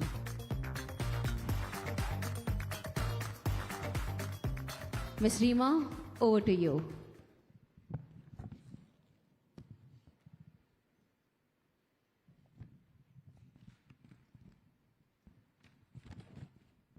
Hello check one very good evening to all of you आप सभी को नमस्कार और जय हिंद we have a wonderful guest with us he is one man who would have solved hundreds of cases in his span of duty but do you know what has been his one of the most challenging and continuous task और operation that's maintaining 75 kgs of his weight for last 32 years. Since the time he was 20 years old, he's maintaining this weight. Not only this, he has been an inspiration for the entire force. जब fitness की बात आती है, तो DGP CV आनंद सिर्फ बात करते नहीं हैं, बल्कि वो करके दिखाते हैं और वही बात अपनी फोर्स में भी करते हैं. डीजीपी साहब, we are so thankful that you are here, we are so happy, thank you so very much. In fact मैं अभी बात कर रही थी कि हेल्थ समिट में one of the fittest guest मुझको अभी दिखाई दे रहे हैं. Thank you Reema ji, I am very happy to be here today and मुझे भी बहुत खुशी हुई है कि आज ये आपके हेल्थ समिट में मैं मौजूद हुआ हूँ. सबसे पहला सवाल मेरा ये है आपसे sir. We talk about fitness and generally we talk only, you know, we don't do much, and especially when it comes to our forces. तो वहाँ पर जहाँ तो बहुत ज़्यादा ज़रूरी है अगर हम बात करें आर्मी की या उन तमाम हमारी जो फोर्सेस हैं, लेकिन अगर हम पुलिस की बात करते हैं तो प्रायोरिटी लिस्ट में ऑन ड्यूटी, मतलब ड्यूटी ज्वाइन करने से पहले हर कोई फिट होता है. जब एक आईपीएस बनता है और आप तो पहले ही अटेम्प्ट में बने आईपीएस हैं, तो फिटनेस की वैल्यू आप तब से लेकर के चल रहे हैं. लेकिन उसके बाद कहीं ना कहीं ये एक बैक सीट ले लेता है अपने फिटनेस रूटीन को लेकर के. उस स्ट्रेस आर में जिस तरीके से वो लगातार जॉब करते हैं, लॉन्ग आवर्स होते हैं, बहुत चैलेंजिंग सिचुएशन होती है प्रोफेशनल पर्सनल बैलेंस को करना. इस सब के बीच आप कहाँ और कैसे देखते हैं कि फोर्स के लिए कितना बड़ा चैलेंज है अपनी फिटनेस को लेकर के अवेयर रहना और उसे एक practice banana? Actually, the biggest challenge with the police, I mean, unlike the army and the air force, our working hours are very, very undefined. And to maintain fitness, you require a certain routine, which is very, very difficult to maintain, to keep up in the law and order police especially. And what happens is, if during the recruitment and the training, we have these extremely rigorous schedules, parades, outdoor, so everyone becomes very fit. But the moment they go and join the force or the police station or the district, then, you know, the 24-hour schedule tends to go haywire. And then the difficulty comes in on how to and when to do these exercises, or the physical part of it. And of course, the mental part of it goes haywire again, because you are not able to keep up that routine. And then after a long day's work, आप थक जाते हैं, and आपको लगता है कि ठीक है, अब छोड़ो, कल देखते हैं. अब कल आता ही नहीं है. And slowly over a period of time, they lose interest, and then they develop a belly and put on weight, and it becomes a habit to live like with that. So basically, this is the issue I have seen with many of my colleagues or my juniors and seniors. And some of them are very committed. Despite the job being very busy, they still say 24 hours, okay, 1 hour is mine. And they somehow make that time. And I have done that. I mean, I have been so very particular about my fitness. And because I feel that is the basis on which I can turn out more work, be mentally agile, physically agile, and also in a uniform, when you are standing, the our look itself, You should look at dashing officer. I mean, not dashing, the look itself tells the public he's a no-nonsense guy, and we better behave. So then it's very difficult for your subordinates to work such a fitness freak boss like Yeah, you. I keep tapping at their tummies and, what happened. What are the basic suggestions, sir? कहाँ आप उन्हें लगातार टोकते हैं? Basic बातें fitness को लेकर क्या कहते हैं? मैंने ये भी सुना है कि आप walk the talk अक्सर करते हैं अगर लंबी बातचीत होती है. You just do the walk the talk. Is it right? ये आपके बारे में सही बात है? नहीं, मतलब थोड़ा बहुत है, थोड़ा मैं जब आता हूँ तो सब लोग अपना सांस अंदर लेकर कोशिश करते हैं कि और दिख जाता है मुंह में कि ये कर रहा है. I said, relax, don't worry, कल से बात करते हैं क्या करना है कल के बारे में. So it becomes a topic of discussion because majority of them are not very fit, and though they are concerned, they are not able to keep up that routine which is required. It is hard work, let me tell you. When I speak in these passing out parades or when I address my men, I say when they are initiated into the force from various level, constable level to IPS, I say the belt which you are wearing today should be the guideline. You should be able to fit that belt without even changing a hole.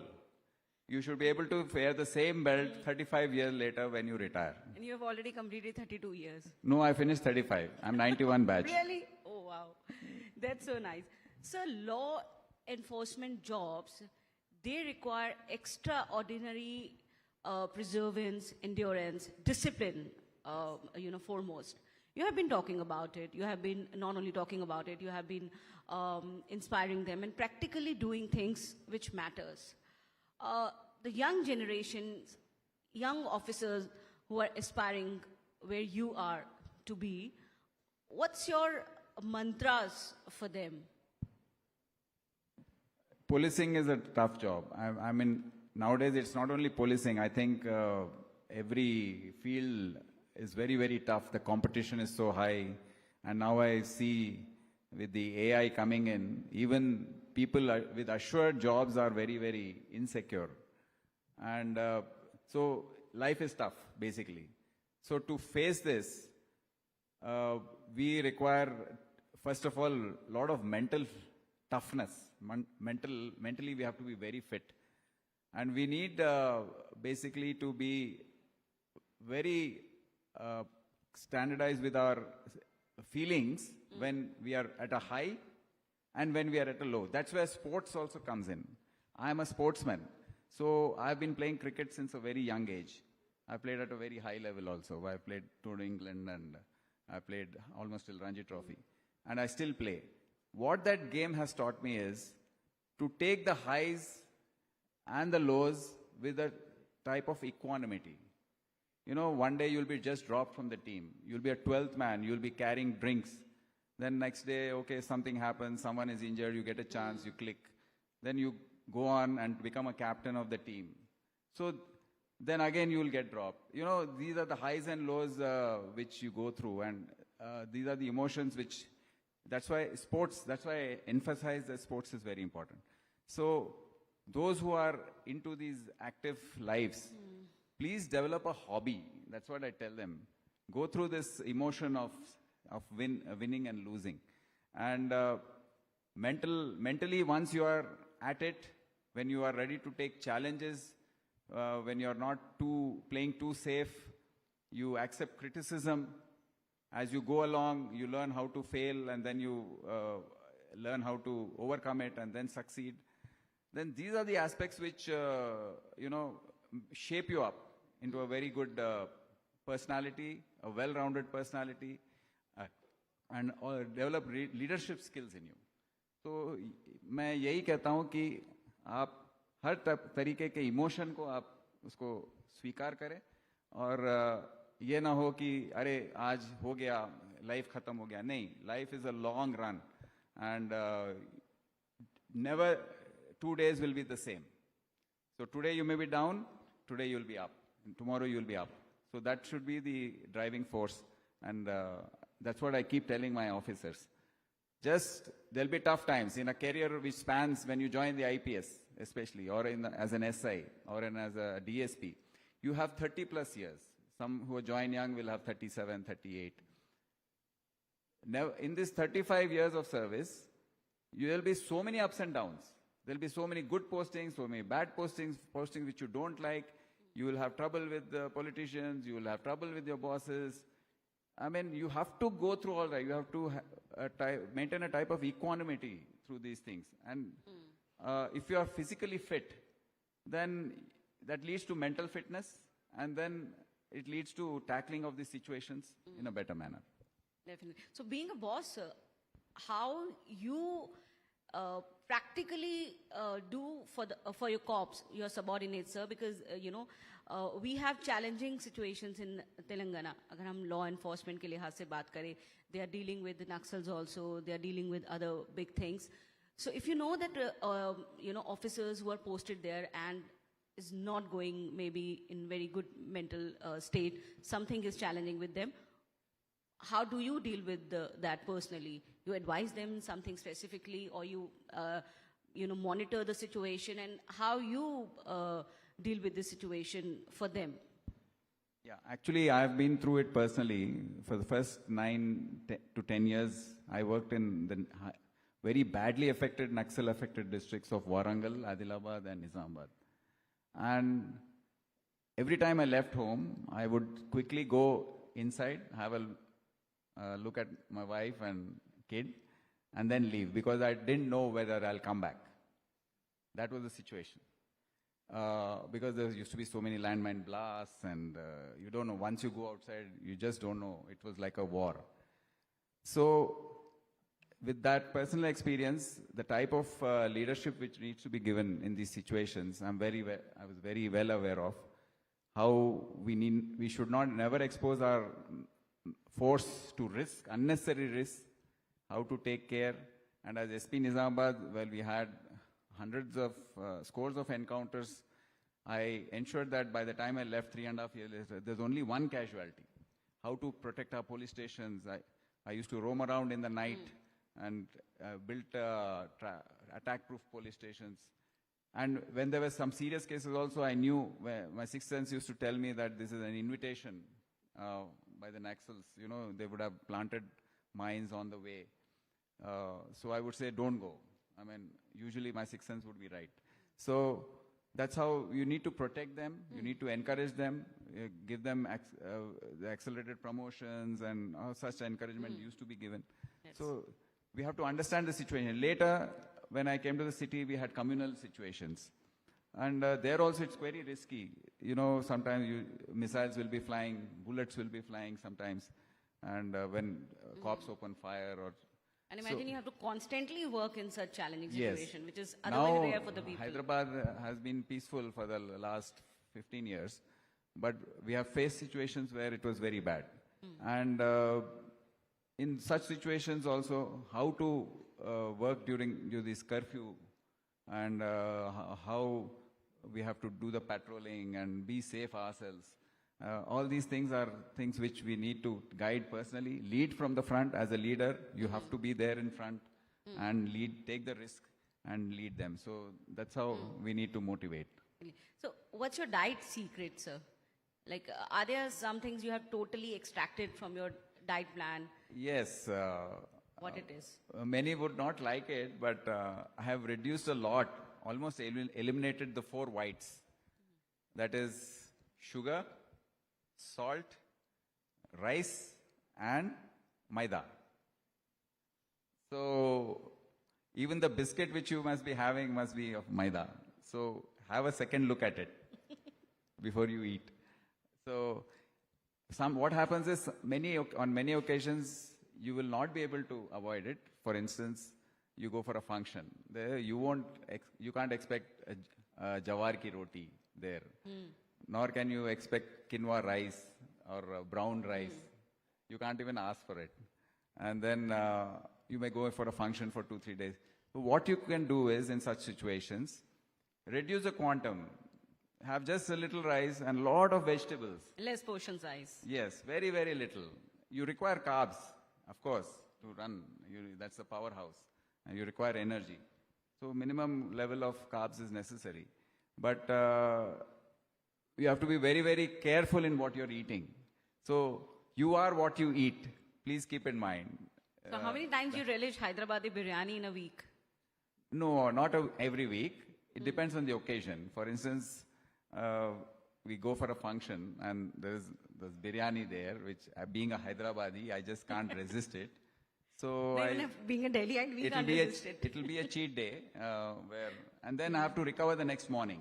What do you So do? next morning would be a little more of maybe another 2-3 extra kilometers of jogging, or another half an hour extra of weight Like training. how many you jog every day otherwise? No, I don't jog every day. Every day I do my stretching, yoga, and if there's a little time available, for instance, there's no immediate meeting at 10:30 or something, I can go on and do an extra hour of weight training. I believe weight training is very, very important to keep fit. The muscle strength going on. Otherwise, the sarcopenia, that is muscle loss, which is much more critical than any other thing. Exactly. So after a certain age, when you tend to lose muscle. That is when you develop all these difficulties of walking properly. And anything you do, you may do a lot of yoga and stretching. That alone won't suffice. So you're more a yoga person than the gym person. No, you have to do stretching, which are yoga, and then you have to do a lot of weight training also. Weight training. Because I'm still playing competitive sport. I play my cricket, tennis, and golf. So for that, and if I have to bat and score hundreds, I have to bat 35 overs. How will I stay there and run between the wickets? So it has to be, muscle has to be toned. So one side effect of such challenging jobs, that your circadian rhythm gets disturbed so badly that gradually affects on your health. Then when it starts affecting your vital organs, you never know until and unless it comes out in the report. How should one deal with it? Be it any kind of challenge. Even journalism is not less challenging jobs. People are working out of schedule. What would you suggest for them? Basically, the circadian rhythm is a very biological clock, is very, very important. But there will be occasions when it gets disturbed, especially in the police. There'll be late nights, and sometimes you'll be caught up in something which totally unexpected. You have to be patient that day and recover the next occasion when which is available. I mean, you should not say that, okay, I couldn't do 2 days, I will not do the third day. No. That determination to make up for the lost 2 days is very, very important. And that's how time management, how you manage those 24 hours is very crucial to your mental and physical fitness. You should be very determined to follow it.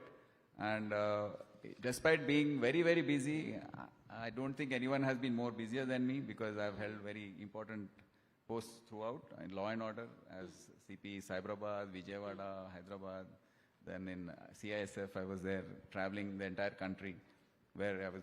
So timings were not very suitable, but still there will be an occasion where you can, in the hotel room, you can put a bed sheet down and do your 1 hour yoga. No one can stop you from that.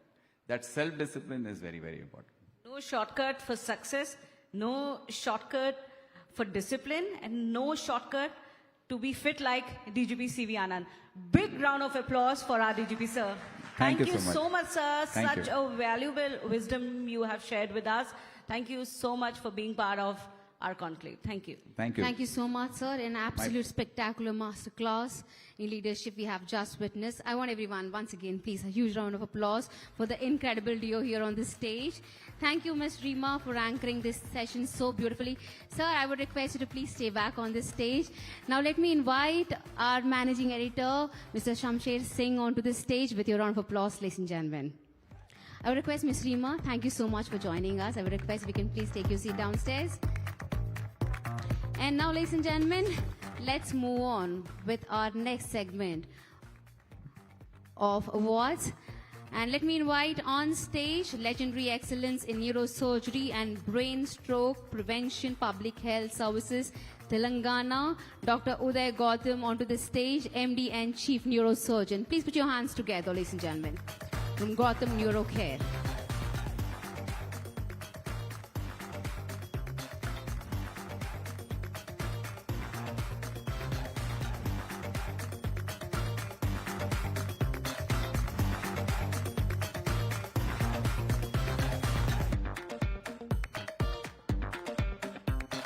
Ladies and gentlemen, the next category is Outstanding Philanthropic Contribution to Hearing Impairment, Rehabilitation and Inclusion, SAHI, Dr. E.C. Vinay Kumar, Founder Secretary, Dr. K. Rambabu, Medical Director, Dr. Shrikant Indalmuri, Director, Audiology Services and COE, onto the stage, please.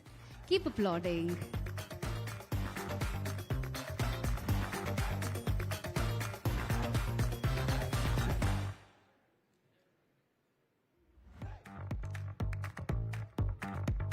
Congratulations, Sahi.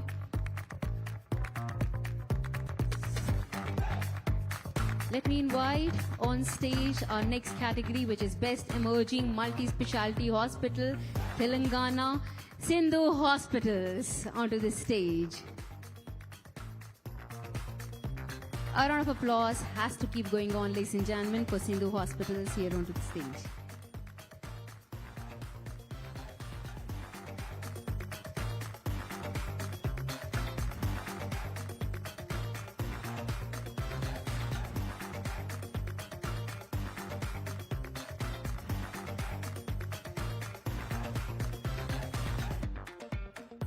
Now, ladies and gentlemen, I would request Samshay sir to please present a token of appreciation to Shri C.V. Anand Garu.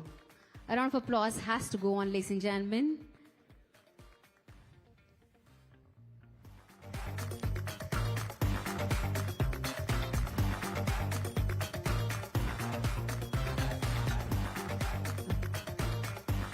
I would request all the three awardees who have just taken the award to please join me on this stage for a photo of with Shri C.V. Anand Garu.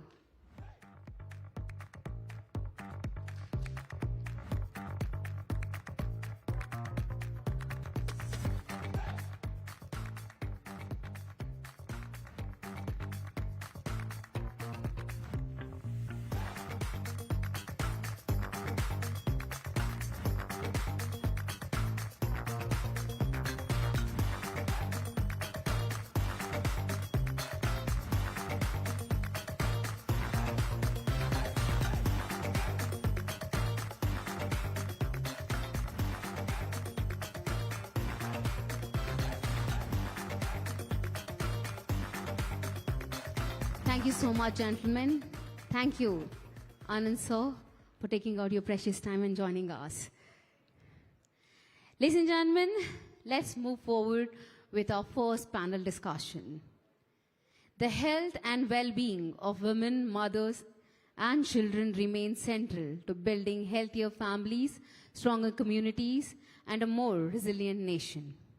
While significant progress has been made in maternal and child health care, the journey ahead calls for continued innovation, improved access, equitable care delivery, and a relentless focus on quality outcomes.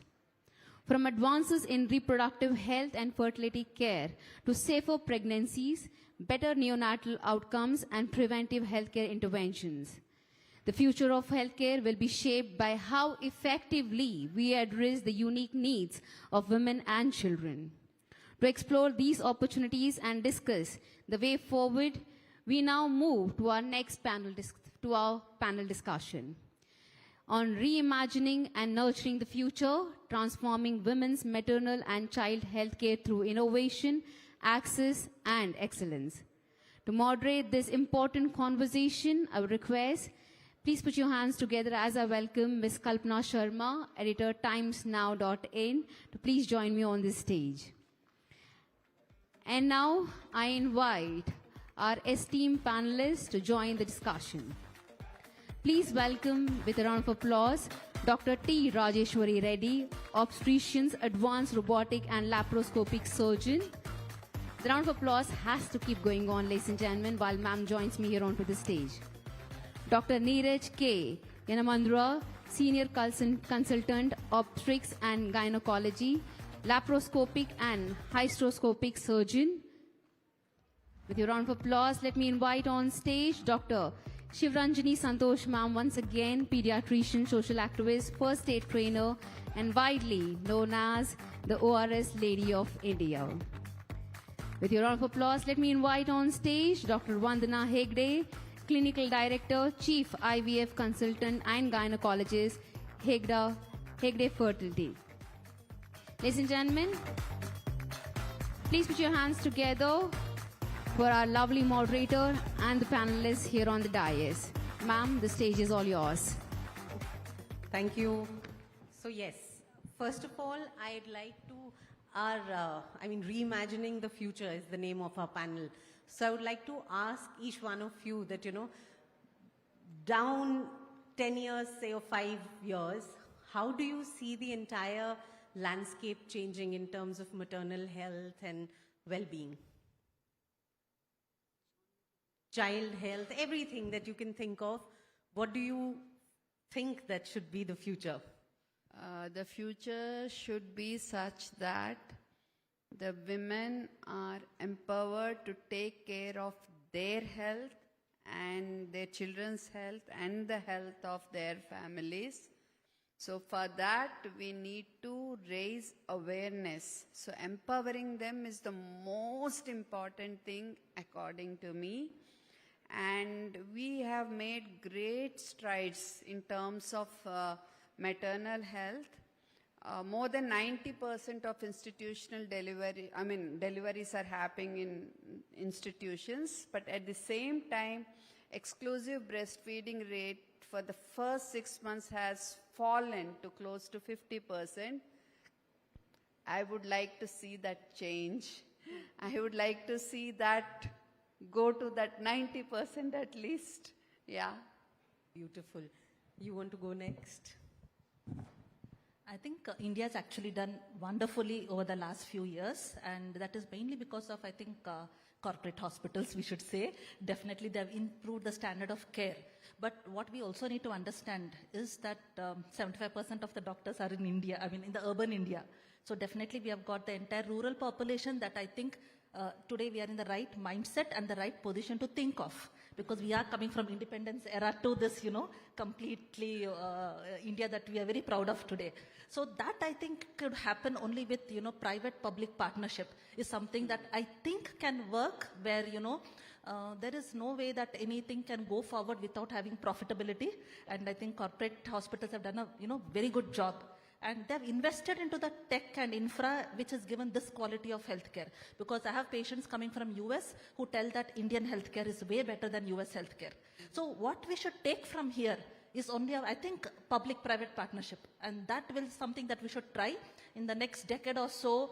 I think with the help of AI and telemedicine, if we can give quality healthcare, which can go and deliver to the rural, that's something the people can think of, yeah. Lovely. Thank you for the question. Now, in a country as diverse as India, in terms of demographics, it's difficult to have, I think, a uniform expectation in 5 to 10 years' time.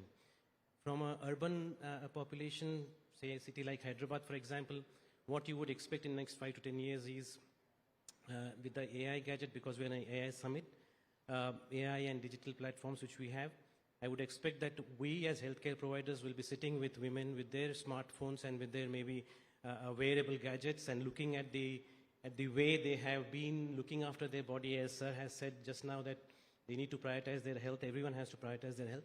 So we sitting together and making plan for their pregnancy, for example, or any health issue. So it is individualized care we're looking at. When we look at a larger picture in terms of looking at rural population, for example, we're looking at remote monitoring, telemedicine. We are already doing telemedicine a lot. We're doing lots of video consultations these days thanks to the technology that we have. And also reaching out to them and identifying those that vulnerable for health issues, to identify them, strategize them, and maybe bring them for healthcare in a more modern setting. That's how I would look at it in 5 to 10 years. Great, and I do hope that comes true. Yeah, good evening, everybody. So for me, I think in the next 5 to 10 years, I basically see a lot of preventive care because as the technology is advancing, it is bridging the gap between people and the services that are there. So with emerging AI technology, of course, there's a lot of prediction that goes on in pregnancy, that way ahead of time we know about hypertension in pregnancy or diabetes or growth retardation or prediction for preterm and stuff like that. So definitely people are more aware and they're more prepared. And as we move forward, I think in the next 5 to 10 years, it will be more about preventive medicine. So as in, because we see a lot of hormonal disturbances and, diseases like endometriosis, polycystic ovarian syndrome or adenomyosis, things are going to get better because people are going to be more aware. They know when they should reach out to the doctors. And also, even if this diagnosis is made in remote places, they have a way to reach out to us and get the right treatment. And the prevention of all these diseases starts from teenage, right from when they are 12-year-old, 13-year-old. So definitely preventive medicine care would be the priority in the next 5 to 10 years. Beautiful. And we have the ORS Lady of India. I'd like to ask you that, what lessons do you feel India has learned in child health care that you feel really proud of? And what are the gaps? Oh, I feel very proud of our Pulse Polio program. India has eliminated polio. From 2012, we didn't have a single case of polio due to wild polio virus. It's amazing. Even now, Pakistan, Bangladesh, they still have polio, but India doesn't have. Similarly, the way India worked towards malaria eradication, that also tremendous work has gone into it. Integrated child services program, providing nutrition to children. We have done amazing things like which many other countries with similar number of people, population couldn't do. And so I'm very proud of India for that. Yeah, and anything that you feel, something that we should work towards, something where we are lagging a bit? There are many things we are lagging a bit also. So, see. Your top choice. Top choice, honest, fair labeling, fair marketing, and fair branding when it comes to food. Very importantly, controlling this indiscriminate sale of irrational combinations of drugs, jeopardizing the lives of people. Yeah, we really, really need to work on that. And this junk food pandemic, this is where India needs to really, really focus on. Childhood obesity is a pandemic now. And it's like do or die right now for us. So we have to really focus on that. I'm sure with you championing these causes, we will fight it. My next question is to you. We recently had a report, Dr. Vandana. We recently had a report on India's infertility crisis. What do you have to say? How is IVF, in which direction is it growing, and is it accessible? What are the things that you feel can be a game changer for the IVF industry, if we say? So actually, if you look at India's IVF success rate, we are almost on par globally. So we are reaching success rates internationally, we are on par. But where we fail is to give the same treatment to our patients because it is not accessible. And there is a great demand for patients, and the drawback is it is till now WHO didn't consider even it as a disease also. It's very recently that they accepted that infertility is a disease, because of which insurance kept it out.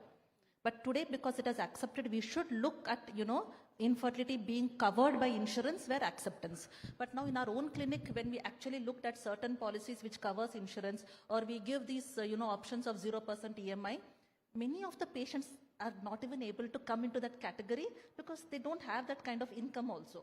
So that means there is a great demand for infertility services, and accessibility is becoming an issue. Now, how to bridge that gap? Definitely, if you look at infertility, it was not even being taught in medical colleges. There was no department for infertility, and now right now also it is not there in many places because it was not there before. It was not even because maternal child health took priority. Today, to improve the, the maternal death, they took such a long time. To improve the child survival, they took. So there, definitely India has done a good job. But today we have these programs of MCH, super specialization in infertility, which have come.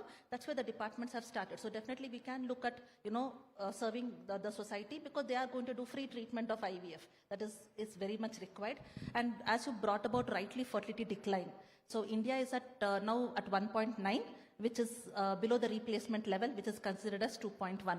So everybody who's scared that AI is going to take your job, we are not there also in future. So I don't think we should be worried about that. We should worry about we being there when AI is, going to do that job. So there, if you look at it, IVF is the future. It is going to be there. There is no waste because, as Madam put, junk food is there. Metabolic diseases are there, fertility is declining, male fertility is increasing. So definitely infertility is only going to increase in the future, and having quality services. See, IVF is one science where people are camouflaging in the failure rate. Because see, any other field in medicine, your bone is broken, the patient knows tomorrow his X-ray is corrected.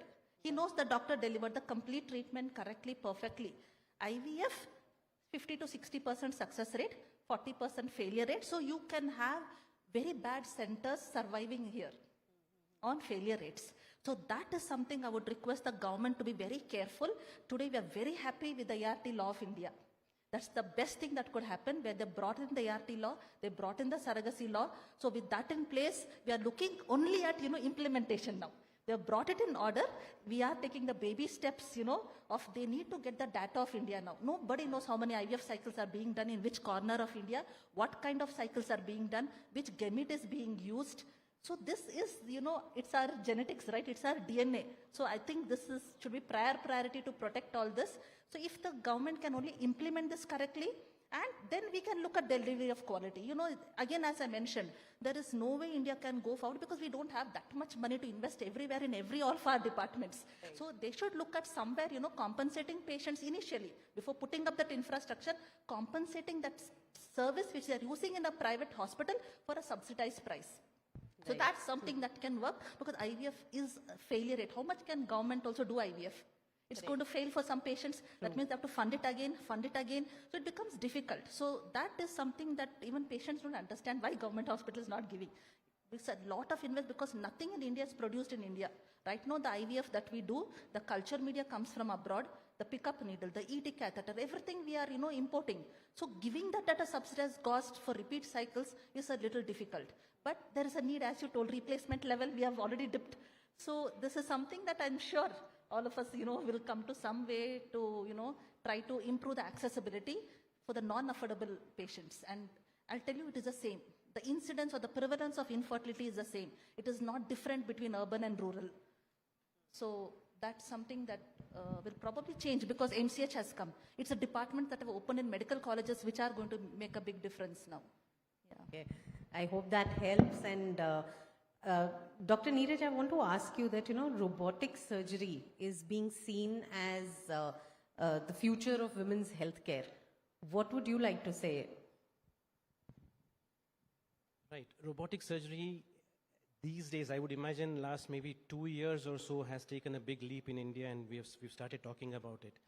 First time when I went for training in Texas, that was in 2008 for robotic surgery.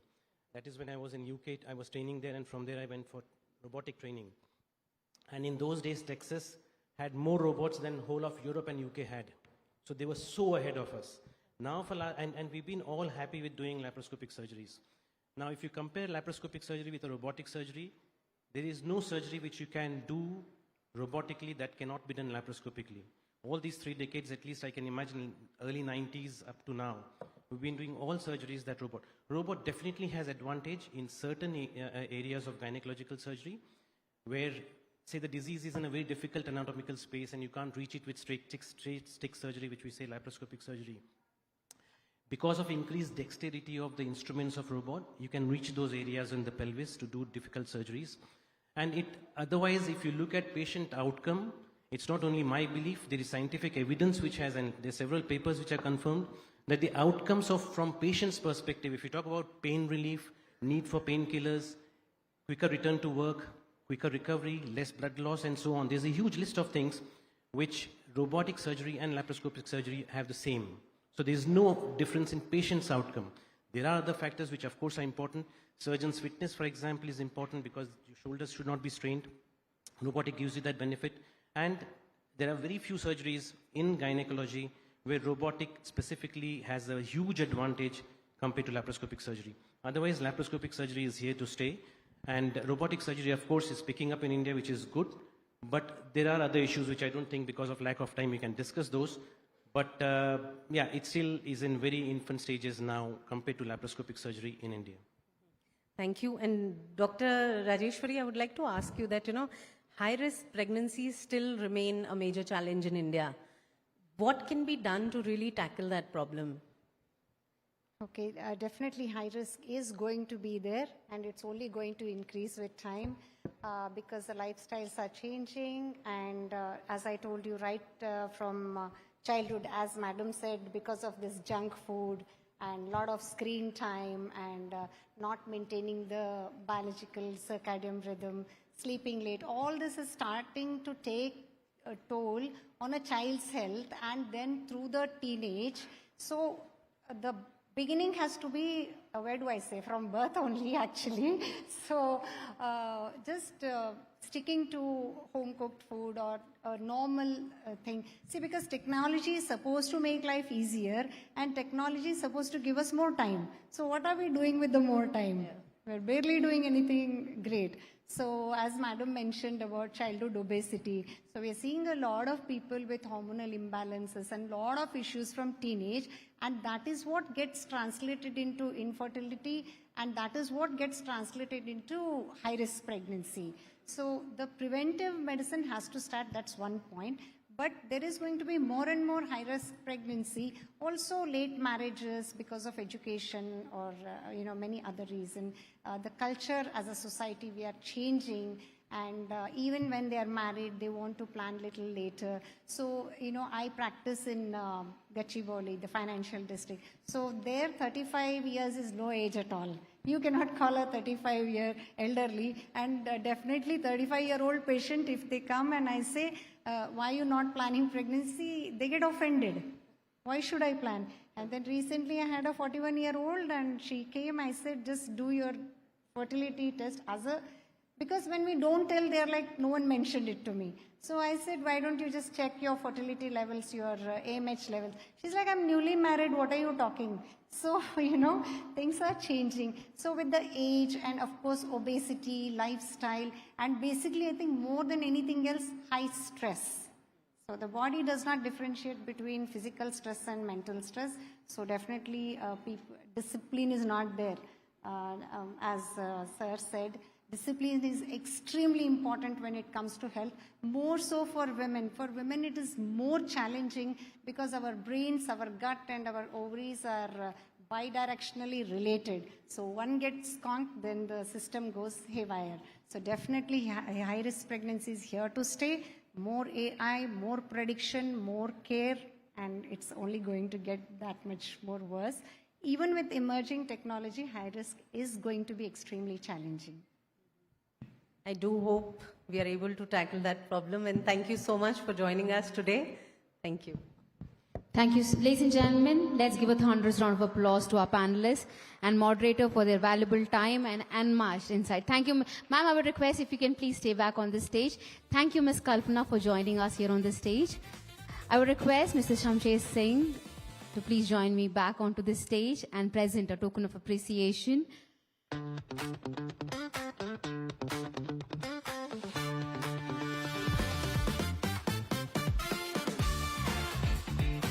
I request Dr. T. Rajeshwari Reddy Garu to please step forward. A round of applause has to keep going on, ladies and gentlemen, please. Dr. Neeraj K. Yanamandra Garu.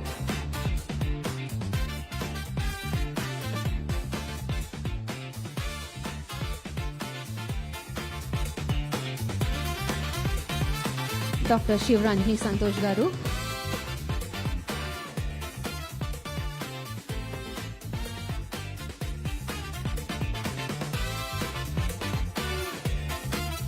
Dr. Vanna Hegde Garu.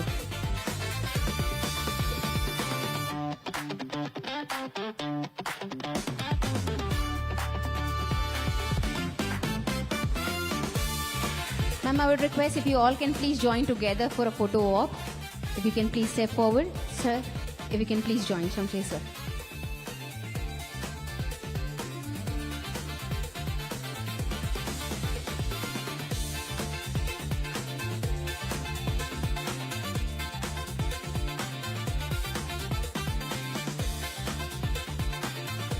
Thank you so much, ladies and gentlemen. Thank you so much. Ladies and gentlemen, healthcare is undergoing one of the most profound transformations in its history.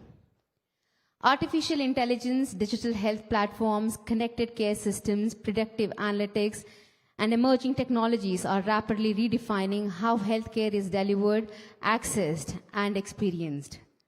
From improving diagnostic accuracy and enabling personalized treatment pathways to expanding access through telemedicines and enhancing operational efficiency, technology is creating new possibilities across the healthcare continuum.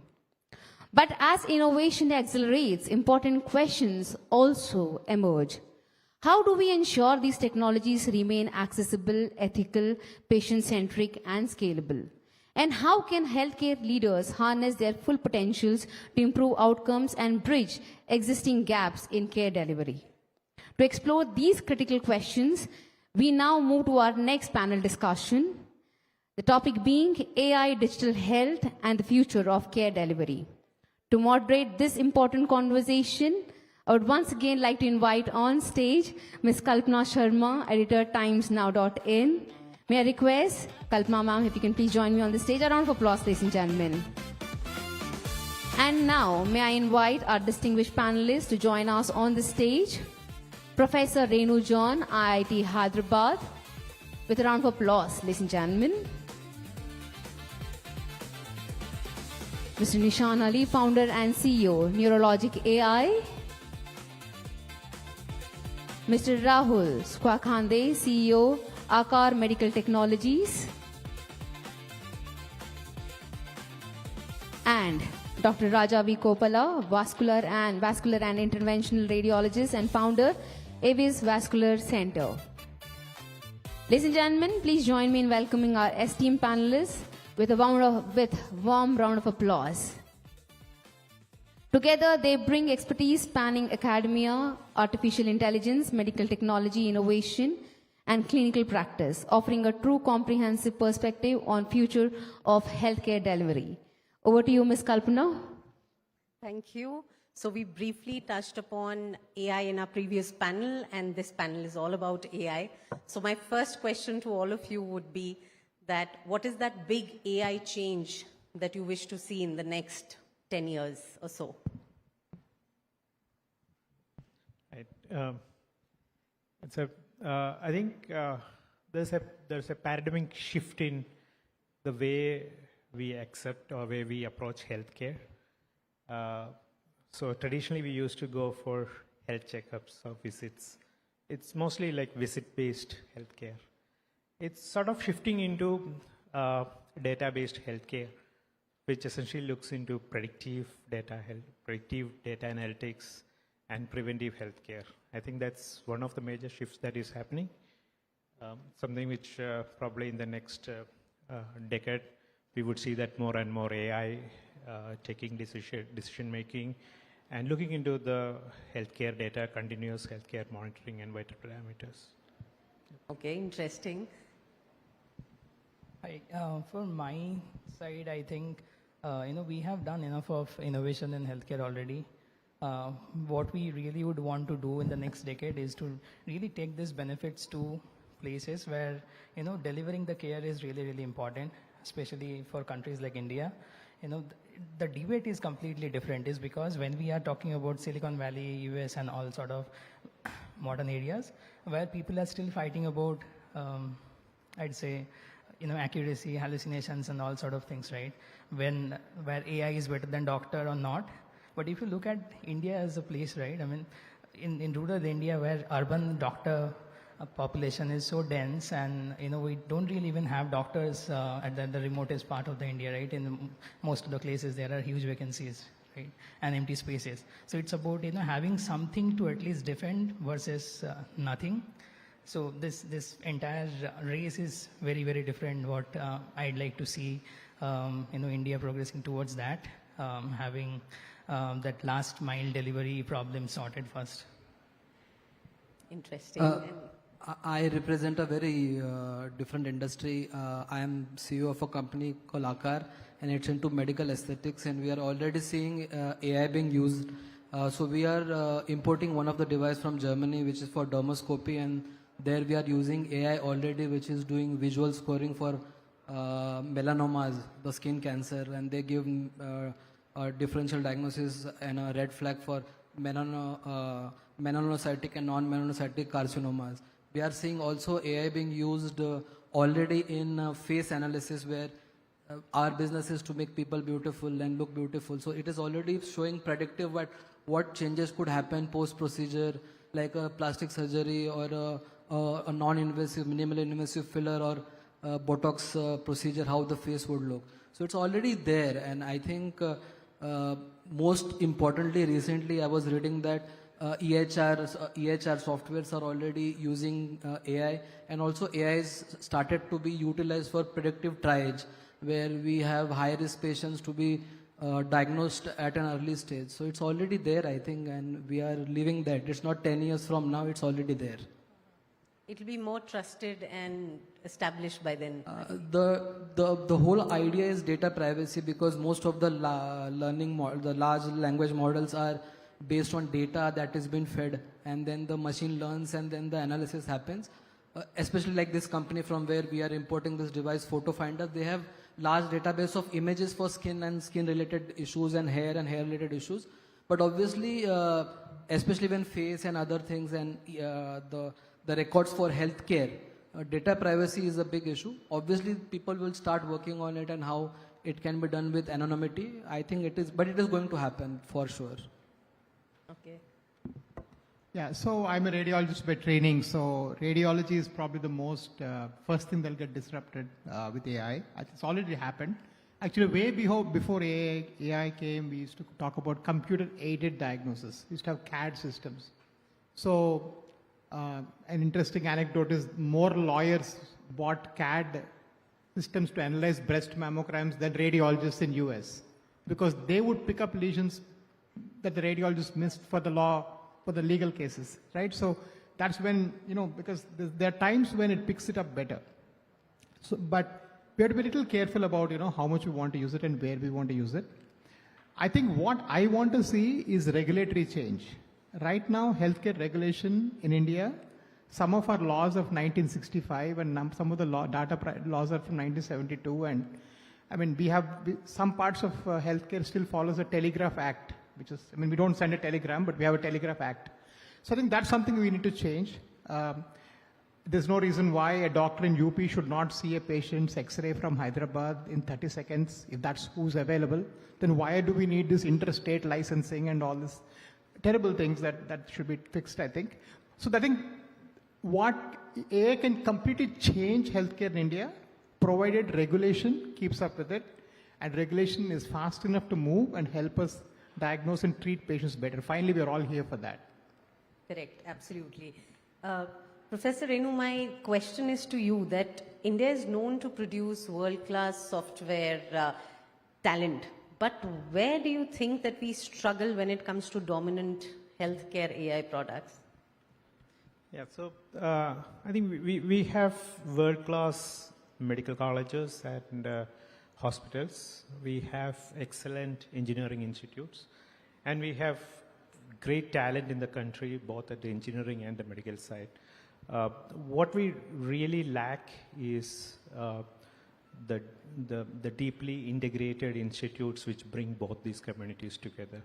So there's very little communication or very little programs and platforms where there is a clinician-engineer interaction, which is something which is seriously affecting the startups or the developments of in this area. And when we look at the contributions to healthcare and AI healthcare platforms, so we see that most of these technology-driven models look at the engineering side of it.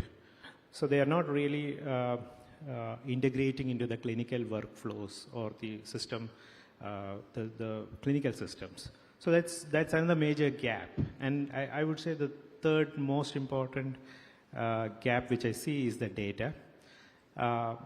We have a 1.5 billion population, and we look at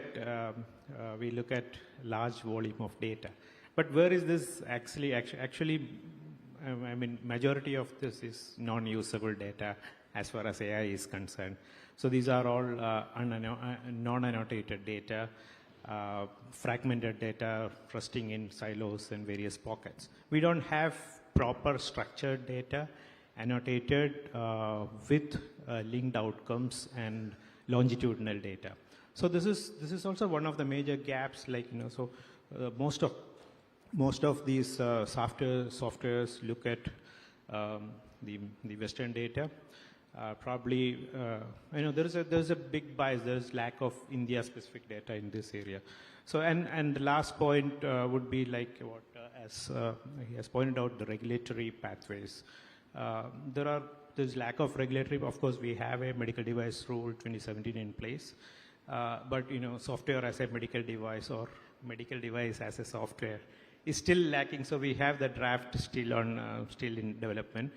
We don't know, AI model changes our week. So there are no regulatory tracks to keep track or record of these changes as we go forward with this data. So these are some of the gaps where our innovations or our startups were not able to catch up with the pace as we did in the software. Okay. Mr. Nishant, my question to you would be that radiology, as we know, depends on subtle patterns and early detection. Where do you think AI is already outperforming, and what are the areas that it can really make a difference? That's really a controversial question, I think. I mean, yeah, never mind. I mean, we have been working in radiology since, especially in the United States since 3 years now. Have been having huge access to like 50 million plus medical records and tons of GPUs to work with. And if I take a step back and try to understand it from a different perspective, right? AI is really smart. I mean, I'd give you some examples of it, right? So, US medical licensing exam. There is a benchmark called MedQA. It's like one of the it's consolidation of all of the tough questions together, and you'd see ChatGPT and other specialized healthcare model scoring way higher than normal human. Probably you'd understand people are AI is outperforming, but this is actually not the case. There has been a joint study done by Harvard, MIT, and Johns Hopkins, I believe. So what they have found out is, they have gathered 70 board-certified practitioners, have given AI to lead the diagnostic and all. What they have found out, almost 90% of the doctors said, there is a very weird and still unsolved problem of AI that's called hallucinations. All of us are like pretty well aware of, right? 90% of the doctor felt at some point of time it had actually hallucinated, and almost 80% of the time people felt that it could be life-threatening, right? So, having AI as leading, I mean, this could be catastrophic at the moment, right? So the only way that it really helps is, uncovering all of the patterns, giving it to the doctors who is in charge. This is because if there is anything goes wrong, we cannot really go and blame the AI. I mean, as part of all of the major regulations concerned worldwide, it has to be the doctor who is certifying on top of the results, not the AI algorithms at the end, right? So doctors has to be full in charge, just looking at it as a side opinion and all. I mean, given another, probably in this maybe 20 more seconds, there have been a study done in Johns Hopkins University. 500,000 patients, continuously they fed critical body vitals. There's a very catastrophic disease called sepsis. It's really hard to find out during early stage. It can be very lethal when your body turns against itself, right? And so what they have done is they have implemented a algorithmic discovery of sepsis based on very early stage science. It flagged to the doctors that there is a chance you should probably look at even way before somebody, because it's not possible for anybody to be looking at 500,000 of patients at the same time. So it can do all of the huge amount of calculations, and as a result 18% people were actually saved. I mean, the mortality rate went down by 18%. So that's a huge benefit of detection of early stage things. Yes, absolutely. AI helps there. Dr. Rahul, my question to you is that, we talk about AI, but when we look at tier 2 and tier 3 cities, what do you think can be done to really make this affordable for them in future? I think the question is not AI affordability, but healthcare affordability and the healthcare outreach. I remember when I started my career with Piramal Healthcare, we were working out on people outreach programs and having kiosks where a person can go to the kiosk and do telemedicine diagnosis with a doctor in maybe a metro city. I think that would become reality in near future when people can actually go to a kiosk where somebody did mention that they're already working on telemedicine, and the data can be fed into an AI, and then subsequently a secondary reference can be done. So AI is more about augmentation than replacement of doctors. So what we are talking about is people who have AI as a companion can be also used as a second reference. I think more than patient, a doctor can use it for better diagnosis and better treatment of patients. Also, if you see Google Health and Google Gemini are already working on the AMI software, and there is a recent data published in the Nature where 30 out of 32 case studies where the AI scored over the treating doctors. So there is lot of data, but like somebody did mention empathy and personal touch. I think on those parameters also AI scored better. So it's a really surprising data, and it is out there. And I think the AI will become a companion more than a replacement, but I think we need to also understand how to work with it together to make the healthcare reach to the last mile. Mm-hmm. And from there, Dr. Raja, my question is that, what diagnostic errors in vascular medicine do you feel that AI can help eliminate?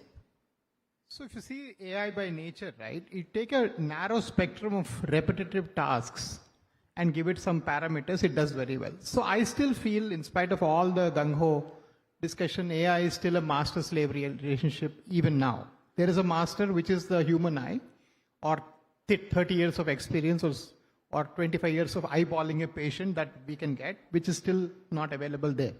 But also humans by nature are prone for inter-observer variability. One day morning I can say this 10% plaque is there. Another day morning I'll get up and say same thing, I'll say 25% narrowing is there. That's human interpersonal errors, and it can happen between one observer also.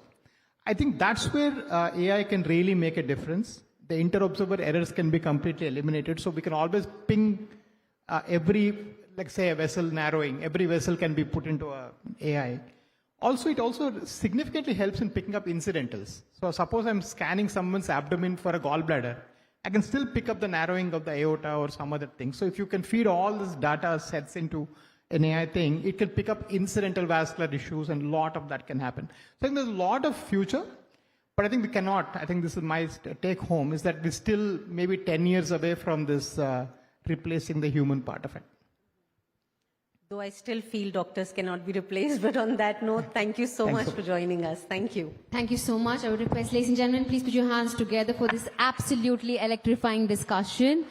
Thank you so much, Ms. Kalpana, for navigating this fast pace. I would request you to please stay back on the stage for this high-tech conversation so seamlessly. I would request if you can please present a token of appreciation to our panelists. I would request Professor Renu John to please step forward.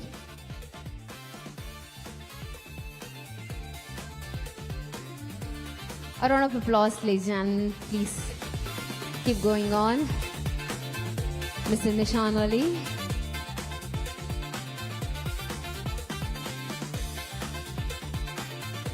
Dr. Rahul.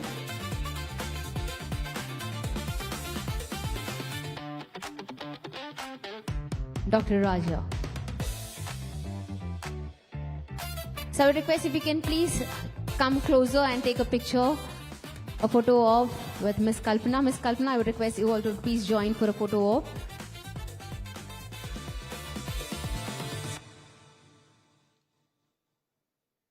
Once again, a round of applause, ladies and gentlemen, for our panelists and our moderator, Ms. Kalpana. Thank you so much, gentlemen.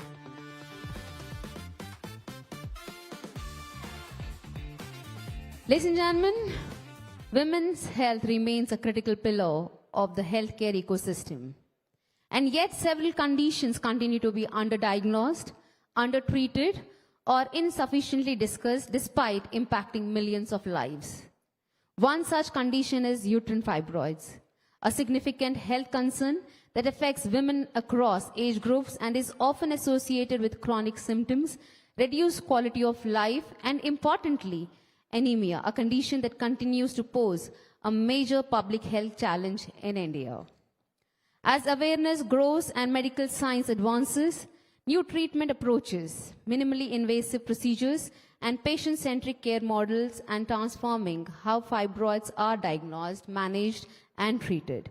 To shed light on this important subject, we now move to our next fireside chat.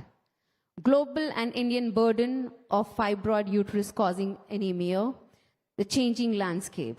To moderate this conversation, may I invite on stage Ms. Reema Gautam, Senior Producer, Times Now.in, to kindly join us on the stage. And now it is my pleasure to welcome our distinguished speaker, Dr. Roma Sinha, obstetrician and gynecologist, robotic and laparoscopic surgeon, Apollo Hospitals. A renowned expert in women's health and minimally invasive gynecological surgery, Dr. Sinha has been at the forefront of advancing treatment options and improving outcomes for women across country. Ladies and gentlemen, please put your hands together and let's welcome Dr. Roma Sinha with a warm round of applause. Ma'am, the stage is all yours. Good evening to all of you. Fibroids. We all must have listened this word, if many of us know that it is not a word, it's a big problem.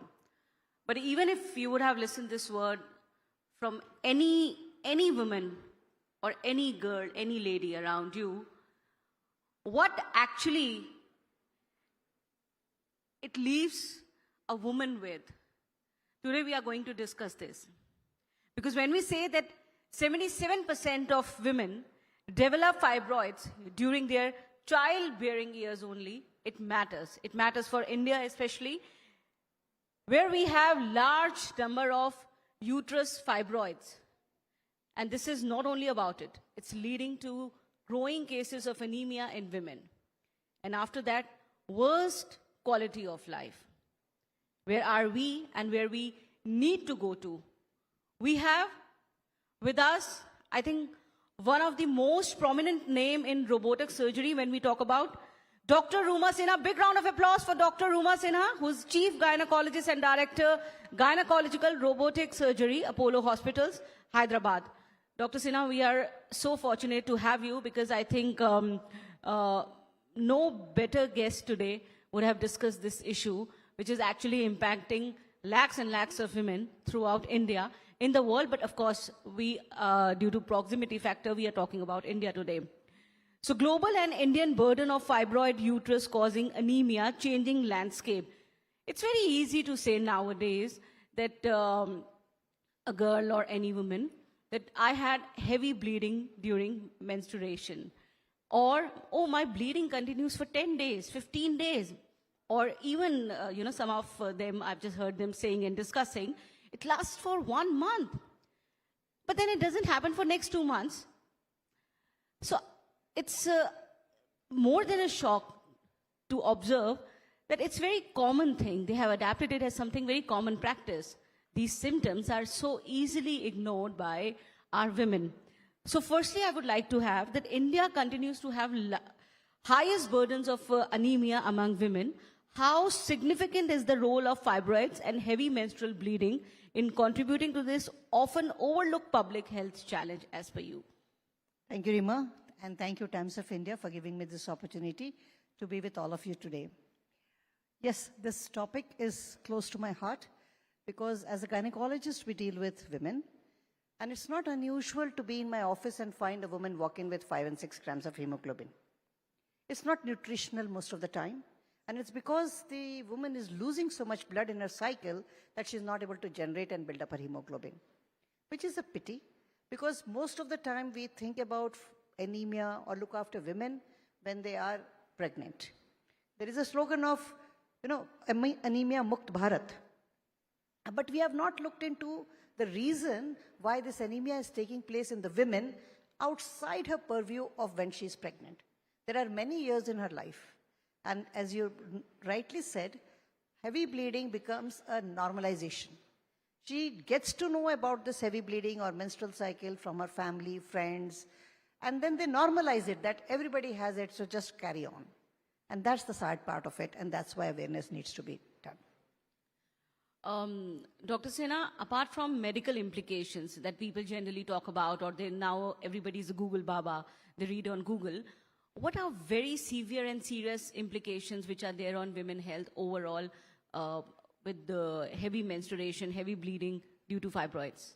So there are two aspects to it. One is the disease itself. So it could be fibroids, there could be other reasons in women that causes heavy bleeding, and then we need to look into and treat that pathology. But the other aspect is because of these fibroids or any other gynecological issues, when women bleed heavily, they actually have poor quality of life. Anemia leads to fatigue. I'm sure if I ask raise of hands in this audience, many women will agree that by evening you are just tired. And you think we worked hard, we are stressed, we have too much work, looking after everybody, doing our job. But it's actually your low hemoglobin and low iron content that's picked up by evening. So simple fatigue is a very subtle way of knowing that you have anemia. Very simple to diagnose. It's a hemoglobin test which you can do, not even expensive. But it's hardly that women don't prioritize their health. They prioritize everybody's health around them, but don't even come for a checkup of anemia. Yeah, exactly. My next question comes from this only, Dr. Sinha. You have been looking at patients from every strata of society. So in majority, if we talk, what is the most common barrier as per you that prevents them from seeking medical help, even if they are noticing the symptoms so frequently, but still they are not ready or they are not stepping out to seek medical intervention? What stops them? Because heavy menstrual bleeding is just one phase in their life. In a month, there are few days that they suffer, and then they just carry on. So it's just pure negligence, I feel. Number two is probably not awareness. They don't think that this could be treated, and if I ignore, I will reach a very low hemoglobin stage.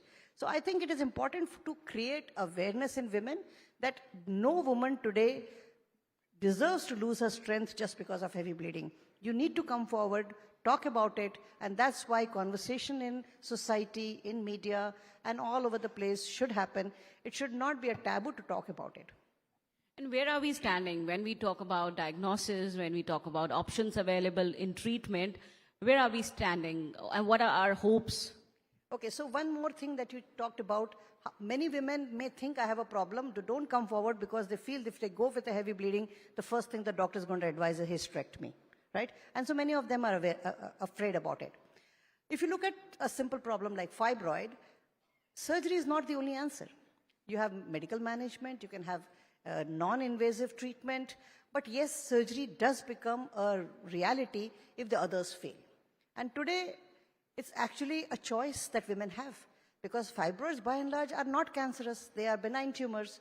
So today at any age, at least in my office, I never tell a patient that you should have a hysterectomy, which is removal of uterus, or I have a myomectomy, which is removal of fibroid. I ask her, what do you want to do? What do you feel? Because many women today, even at 45, don't want to lose their menstruation. So why should I force her to have a hysterectomy? She can have a myomectomy. Or the other way around, if there's a young girl of 23 or 24 who has a full reproductive career in front of her. So today with technology and especially robotic surgery, over the last 15 years, we have actually helped many women with robotic surgery and fibroids, both for removing the fibroids as well as the uterus as well. And the main concern most of them have that will this surgery affect my fertility when they are young. We have also published our result for the 10 years of these patients in which we did robotic surgery, followed them up for 10 years to see how many actually conceived and delivered. It is a published paper, anybody can have a look in the internet. It's about 86.3% actually conceived and delivered post-surgery. And some of them can have other factors for which they did not conceive. So I don't think women need to fear. They need to come forward, tell what is their expectation from the management, and we can tailor it for them. As we are stepping towards preventive healthcare, Dr. Sinha, how do you think that early detection, early diagnosis, and early treatment, if starts for the fibroids, can solve the situation and can be helpful for women? Yeah, that's a trick question. The trick question because early detection can help me to help the patient to not get into a situation with very low hemoglobin. But unfortunately, today I don't have such a drug or such a treatment in my armamentarium that I can shrink and get her fibroid disappeared. I can control it to some level. That's why we call medical therapy or some other therapy as a bridge therapy.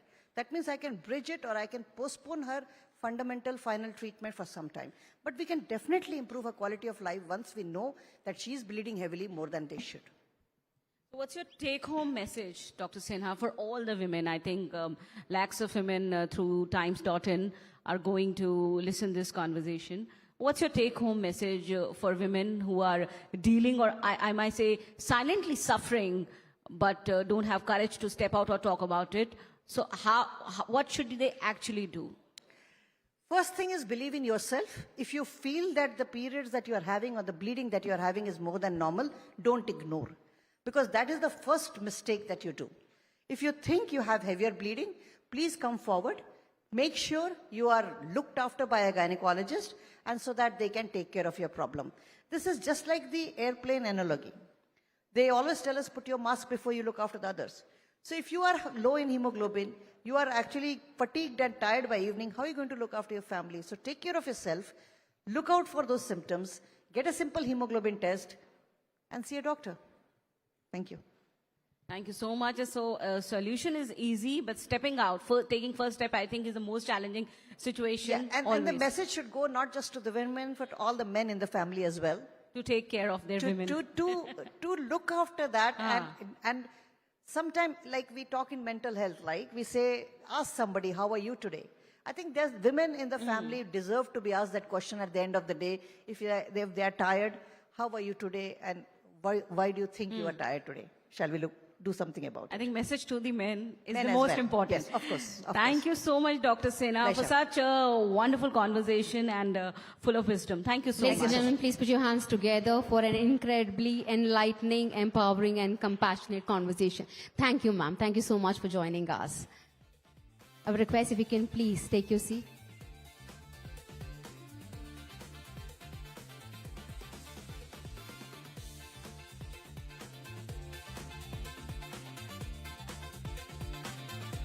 All right, ladies and gentlemen, as we continue our conversation on innovation, leadership, and the future of healthcare, it is now time to hear from a distinguished leader whose vision and commitment to development continue to contribute significantly to the progress of Telangana.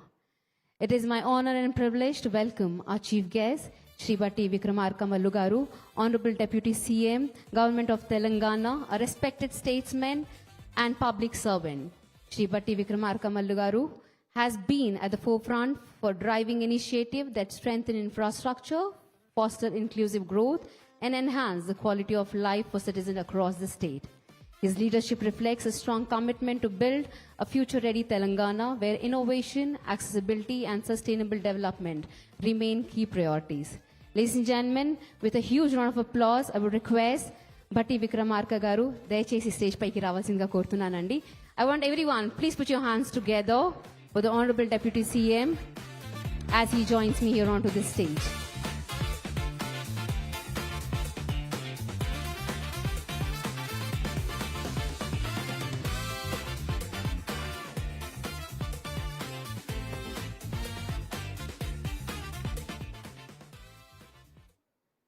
Thank you so much. Sir దయచేసి మీరు ఇక్కడ ఉన్న మన health care ఎక్స్పర్ట్స్ని ఒకసారి address చేయాల్సిందిగా కోరుతున్నాను. I want every one please put your hands together once again please.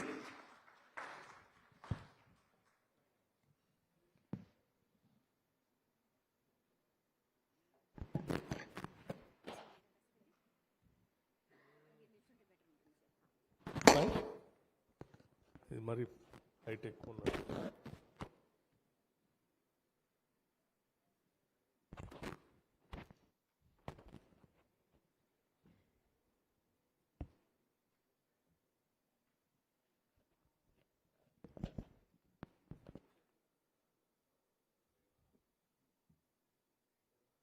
Representatives of Times Network, fine. Respected, distinguished doctors and hospital leaders, heads of medical colleges, universities, nursing institutions, innovators from biotechnology, medical devices, telemedicine, and digital health, researchers, public health experts, industry leaders, friends from the media, and all participants gathered here from this morning. It is a privilege to join you at the India Health Summit 2026 South edition. A summit like this is not only a conference, it is a mirror. It shows us what we have achieved and what we have ignored, and what we must now build with urgency. Let me begin with a simple thought. Health is the most intimate form of governance.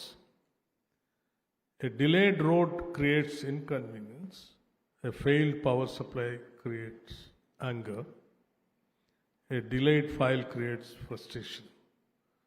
But when healthcare fails, a family can be broken. A life can be permanently changed. A poor family can lose the savings of a generation. That is why health cannot be treated as one department among many. It is the first security of a citizen, the first infrastructure of development, and the first guarantee of dignity. Health is not only about hospitals, it is about safe childbirth, child nutrition, vaccination, early diagnosis, affordable medicines, timely referral, and whether a poor patient can enter a hospital without fear of the bill. Southern India has shown that public health is not a matter of luck. It is a result of literacy, women's education, nutrition, primary care, medical education, science, institution, administrative seriousness. The South has strong public hospitals and world-class private hospitals also, medical colleges and nursing talent, pharma, biotechnology, diagnostics, health tech startups, and research institutions. But leadership is not a certificate, leadership is a duty. If the South has better capacity, then the South must show India how healthcare can become more affordable, more preventive, more ethical, more data-driven, and more human. For us, in the Congress tradition, this is not a new idea. The Congress view of health has always been that science must serve the common citizen, technology must serve the poor, and institutions must serve justice. Pandit Jawaharlal Nehru ji gave India the courage to build scientific institutions when the country was still poor. In that spirit came institutions like All India Institute of Medical Sciences and a national belief that medical excellence must be part of development. The message was clear: a poor country must not have poor ambitions. Indira Gandhi's era deepened the understanding that health begins before the hospital. Nutrition, child development, and maternal care entered the mainstream of public action. ICDS, launched in 1975, rested on a profound truth. If a child is malnourished in the first years of life, no later policy can fully repay that injustice. Sri Rajiv Gandhi ji brought the confidence that technology could travel to ordinary people. The universal immunization program gathered momentum in the time. That was not just a vaccine program, it was science traveling to the villages, to the basti, to the last chain. Under Dr. Manmohan Singh ji and the UPA government, the National Rural Health Mission took this forward. The ASHA worker became one of the most important bridges between government and the family. This is the legacy we inherit: institutions from Nehru, child development from Indira Gandhi, technology and immunization from Rajiv Gandhi, and community-based health from the UPA government. We do not invoke this legacy for nostalgia. We invoke it as responsibility. Telangana is carrying that responsibility forward in our own context. Our approach is clear. Good healthcare should not depend on whether a citizen lives in Hyderabad, has a high income, or knows the right person. The test of a healthcare system is how to treat the poor patient who walks in silently with fear in his heart and a file of reports in his hand. That is why we have strengthened Rajiv Arogyasri. The coverage has been enhanced from rupees 5 lakh to 10 lakh. Package rates have been improved. Additional treatments have been brought under coverage. This is not a technical adjustment. It is a message to poor families. Illness should not push you into debt. Treatment should not force you to sell land, jewelry, or dignity. But a health card alone is not health care. The card must be backed by functioning hospitals, available doctors, reliable diagnostics, affordable medicines, and a government that monitors outcomes. Hyderabad is already known as a healthcare destination. People come here for tertiary care, especially treatment, diagnostics, pharma, and life sciences. But our ambition must be larger than being a medical destination for those who can travel and pay. Telangana must become a public health capital, a state where district hospitals improve, medical education expands, nursing and allied health are respected, technology reaches the last mile, and preventive care becomes part of everyday governance. The future of health care will not be decided only inside ICUs. It will be decided in primary health centers, in schools, in Anganwadi centers, in the diet of a child, in the blood pressure reading of a worker, in early cancer detection, and in a regular follow-up of diabetics.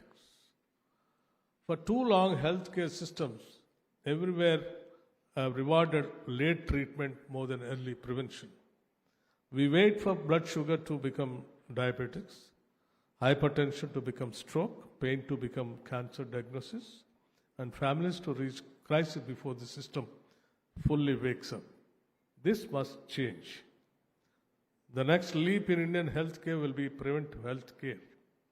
Screening, nutrition, mental health, sanitation, lifestyle change, early diagnosis, digital monitoring, and regular primary care.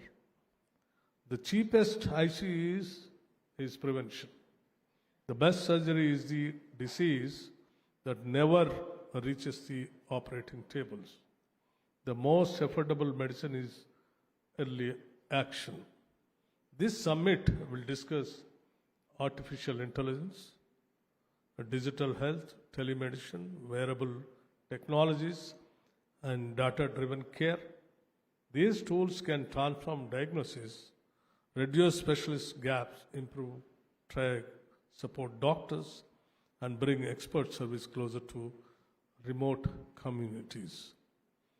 But technology in healthcare must be judged by one question: does it reduce distance between the patient and care? If artificial intelligence remains a toy for big hospitals, it will not transform India. If it helps a PhD doctor detect risk earlier, if telemedicine saves a remote patient from unnecessary travel, if data helps government identify disease patterns before they become epidemics, then technology becomes justice. We must also remember that health data is not ordinary data. It carries fear, vulnerability, family history, and personal dignity, privacy, consent, clinical accountability, and transparency are not obstacles to innovation.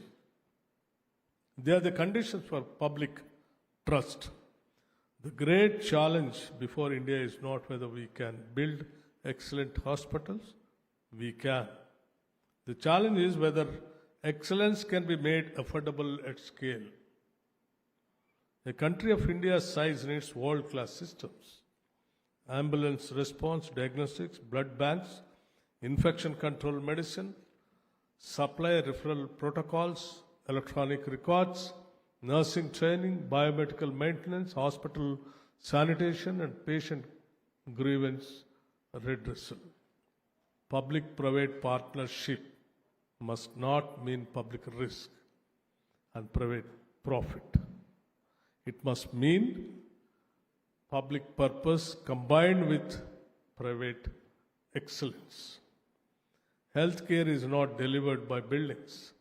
It is delivered by people, doctors, nurses, lab technicians, pharmacists, sanitation workers, ambulance drivers, ASHA workers, counselors, public health managers, hospital administrators, and biomedical engineers. If South India wants to lead the next decade of healthcare, it must also lead the next decade of healthcare skilling. Telangana is ready to work with institutions, hospitals, and industry to build this pipeline. Telangana offers a rare combination, a growing economy, Hyderabad's medical and life sciences ecosystem, a strong pharmaceutical base, technology talent, research institutions, and a government willing to partner. The next generation of healthcare enterprises from Hyderabad should not merely treat disease, they should create protocols, devices, platforms, diagnostics, training models, and public health solutions that can serve India and the world. To hospital leaders, my request, I say expand, but also serve. To health tech innovators, I say build for India. For Indian languages, Indian incomes, Indian disease burdens, and Indian public systems. To investors, I say, Telangana welcomes you, but we welcome investments that combine profit with purpose. The India Health Summit should not end as a collection of good speeches.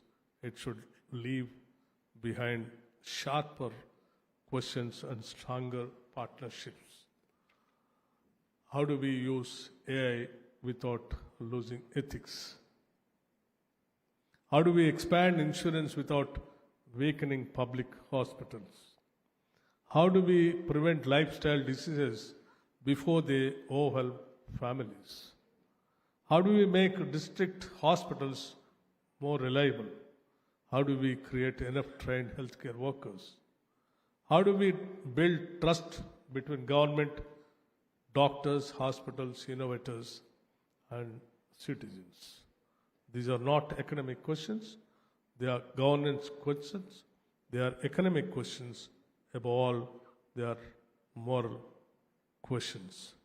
Let us move from sick care to health care, from treatment after crisis to prevention before crisis, from hospitals alone to homes and communities, from technology as spectacle to technology as service, from privileged access, from access to dignity. My dear friends and industry and innovators, I say build for scale, but do not forget the last mile. India's greatest health market is not only in premium rooms and urban hospitals. It is in affordable diagnostics, low-cost devices, and telemedicine, efficient supply chains, trained paramedics, and preventive platforms that can reach ordinary families before disease becomes disaster. And to government, including ourselves, the duty is clear. Create policy stability, invest in public systems, protect the poor from catastrophic expenditure, and hold every institution, public or private, to the standard of dignity. I thank Times Network for convening this important platform. I thank every doctor, nurse, researcher, entrepreneur, and public health worker present here. Let us work together so that healthcare becomes not a fear in the mind of the poor, but a guarantee in the hands of every citizen. Jai Hind and Jai Telangana. Thank you very much. And I also appreciate all the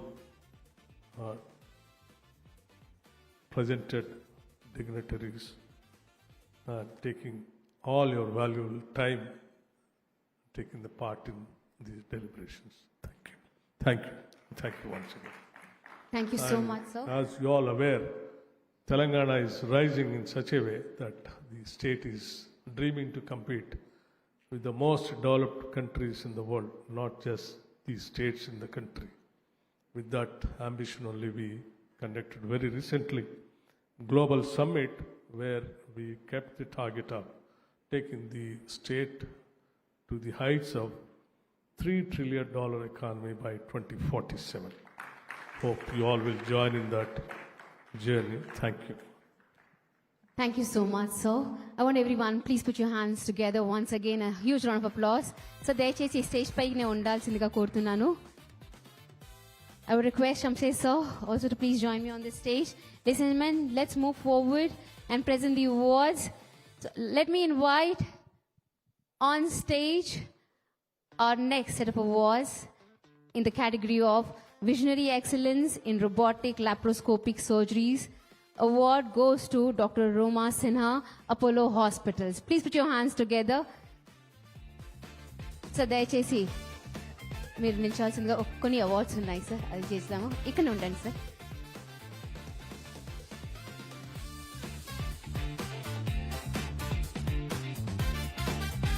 Dr. Roma Sinha in the category of Visionary Excellence in Robotic Laparoscopic Surgeries.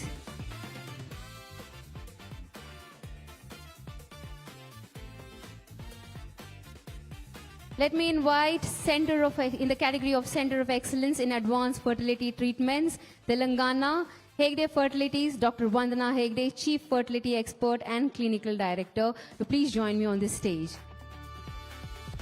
A little louder, ladies and gentlemen, when you give a round of applause, it has to be a little louder, please.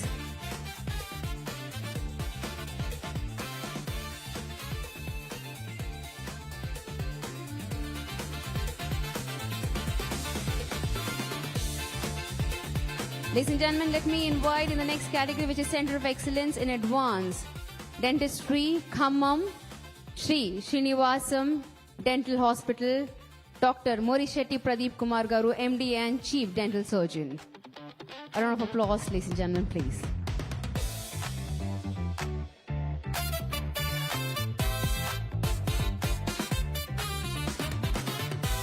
I would request Dr. Priyanka to please also join me on this stage.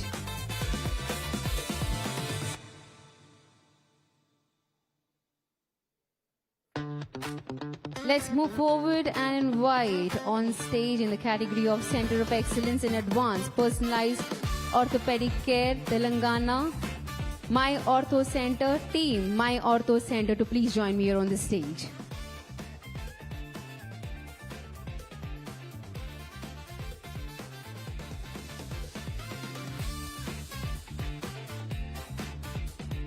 Ladies and gentlemen, let me invite on stage our next category, which is the Legendary Excellence in Dental Implants, Telangana, Dr. Venkat Ratnanag, MD and Chief Dental Implant Surgeon. Please put your hands together and let's invite Mr. Venkat.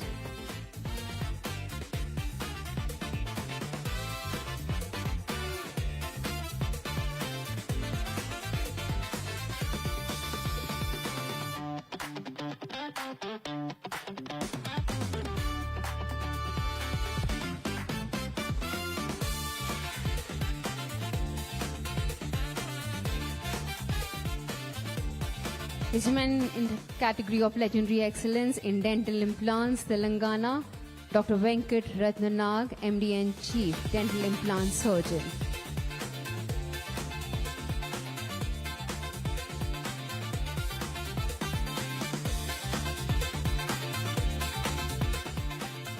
Let me move forward with the next category, which is Legendary Excellence in Advanced Orthology, Telangana, Dr. Jaswendra Singh Saluja, Senior Consultant ENT Surgeon.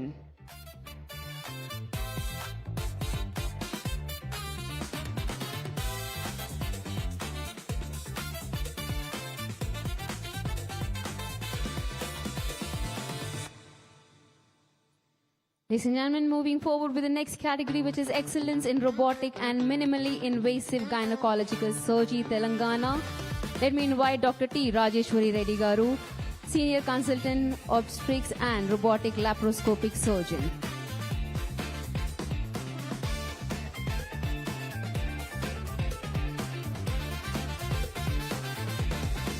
Moving forward with our next category, which is Eminent Excellence in Transplant Pulmonology, Telangana, Dr. Tapasvi Krishna, Consultant Transplanting Pulmonologist from Yashoda Hospital.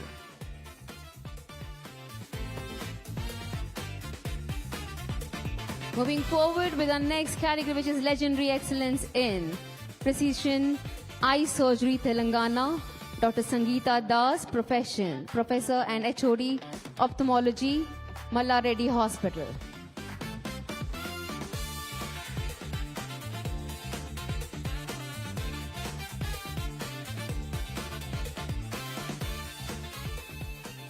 The next category is Excellence in Agentic AI for Clinical Diagnostics, Neurological AI, Dr. Nishan Ali, Founder and CEO, to please join me on this stage.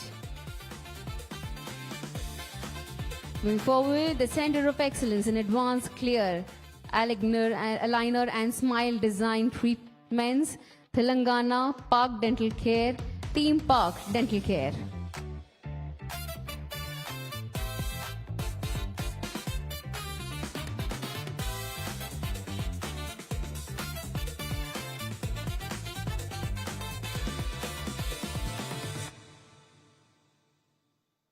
Moving forward, the eminent excellence in surgical oncology and robotic surgery, Telangana, Dr. Ajay Chanakya, consultant surgical oncologist and robotic surgeon. దయచేసి మీరందరూ చప్పట్లు కొట్టాల్సిందిగా కోరుతున్నానండి. I request all the wonderful people sitting here, please give a thunderous round of applause. Moving forward with lifetime achievement in women's healthcare and maternal excellence, let me invite Dr. Evita Fernandez, Chairperson and MD Fernandez Hospitals, to please join me here on this stage with a huge round of applause, ladies and gentlemen.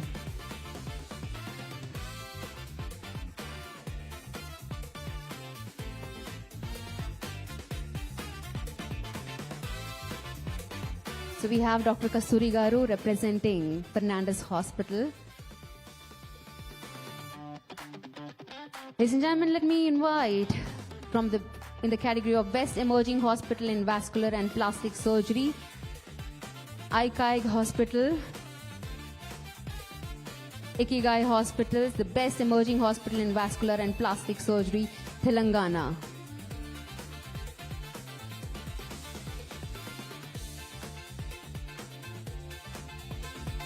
Let's move forward to the next category, which is Emerging Excellence in Voice and Airway Disorders Management, Telangana. Dr. Madhav Koka, Consultant ENT Surgeon, Apollo Hospitals.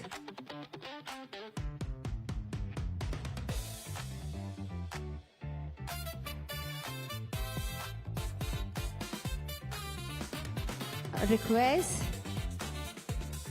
Dr. Madhav Koka Garu to please join me here onto the stage.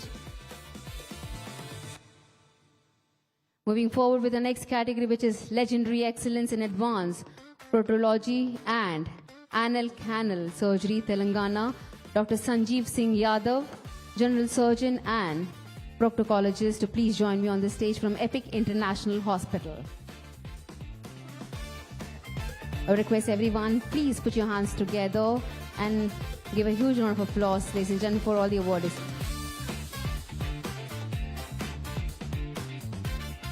Moving forward with our next category, which is Excellence in Advanced Medical Care and Innovation, AJ Hospital and Research Center, Director Medical Administration, Mangalore, Dr.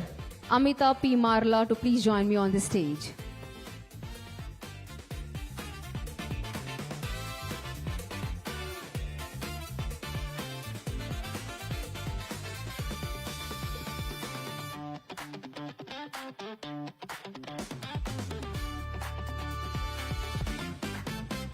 Thank you so much.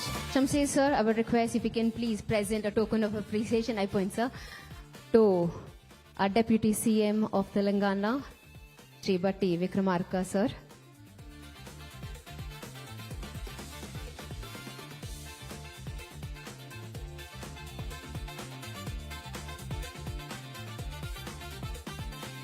Thank you so much, sir, for your speech, which was beautifully reflected your profound vision for progress, inclusive growth, and the welfare of Telangana.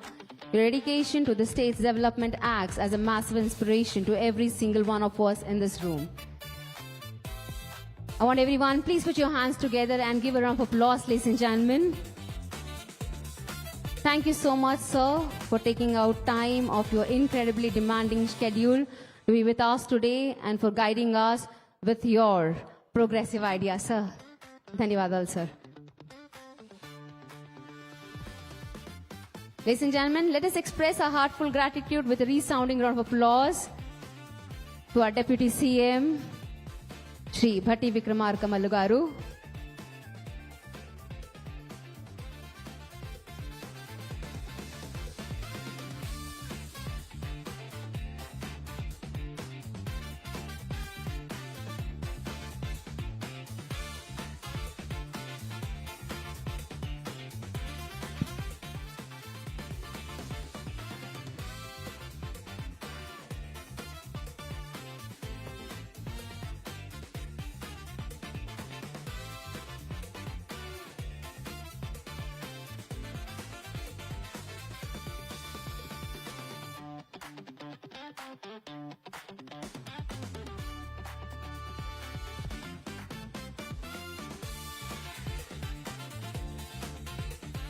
May I request everyone, if you can please take your seat.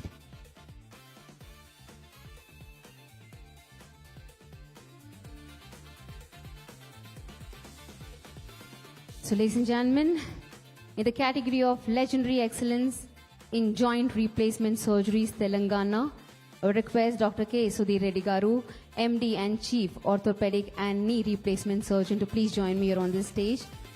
All the ones, please put your hands together and give a round of applause, ladies and gentlemen. From Landmark Hospitals.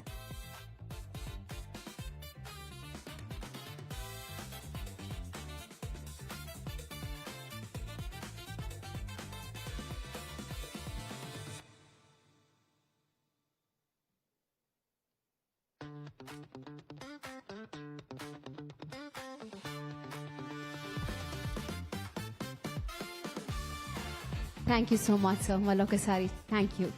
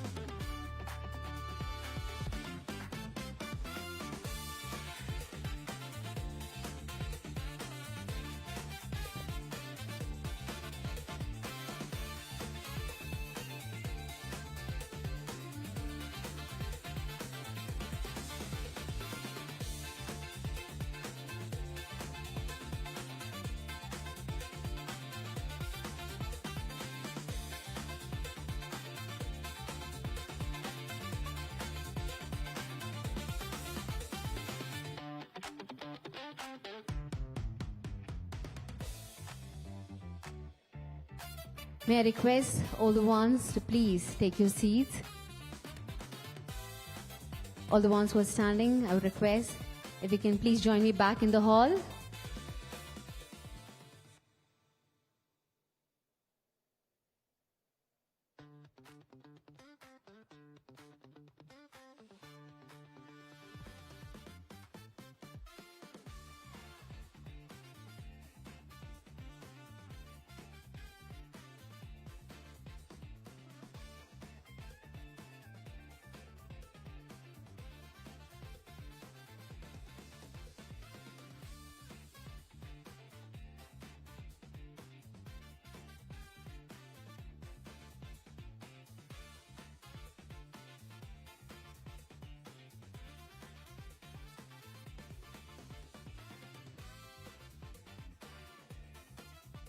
May I request all the ones who are standing, if you can please take your seats as we're about to begin with our next panel discussion.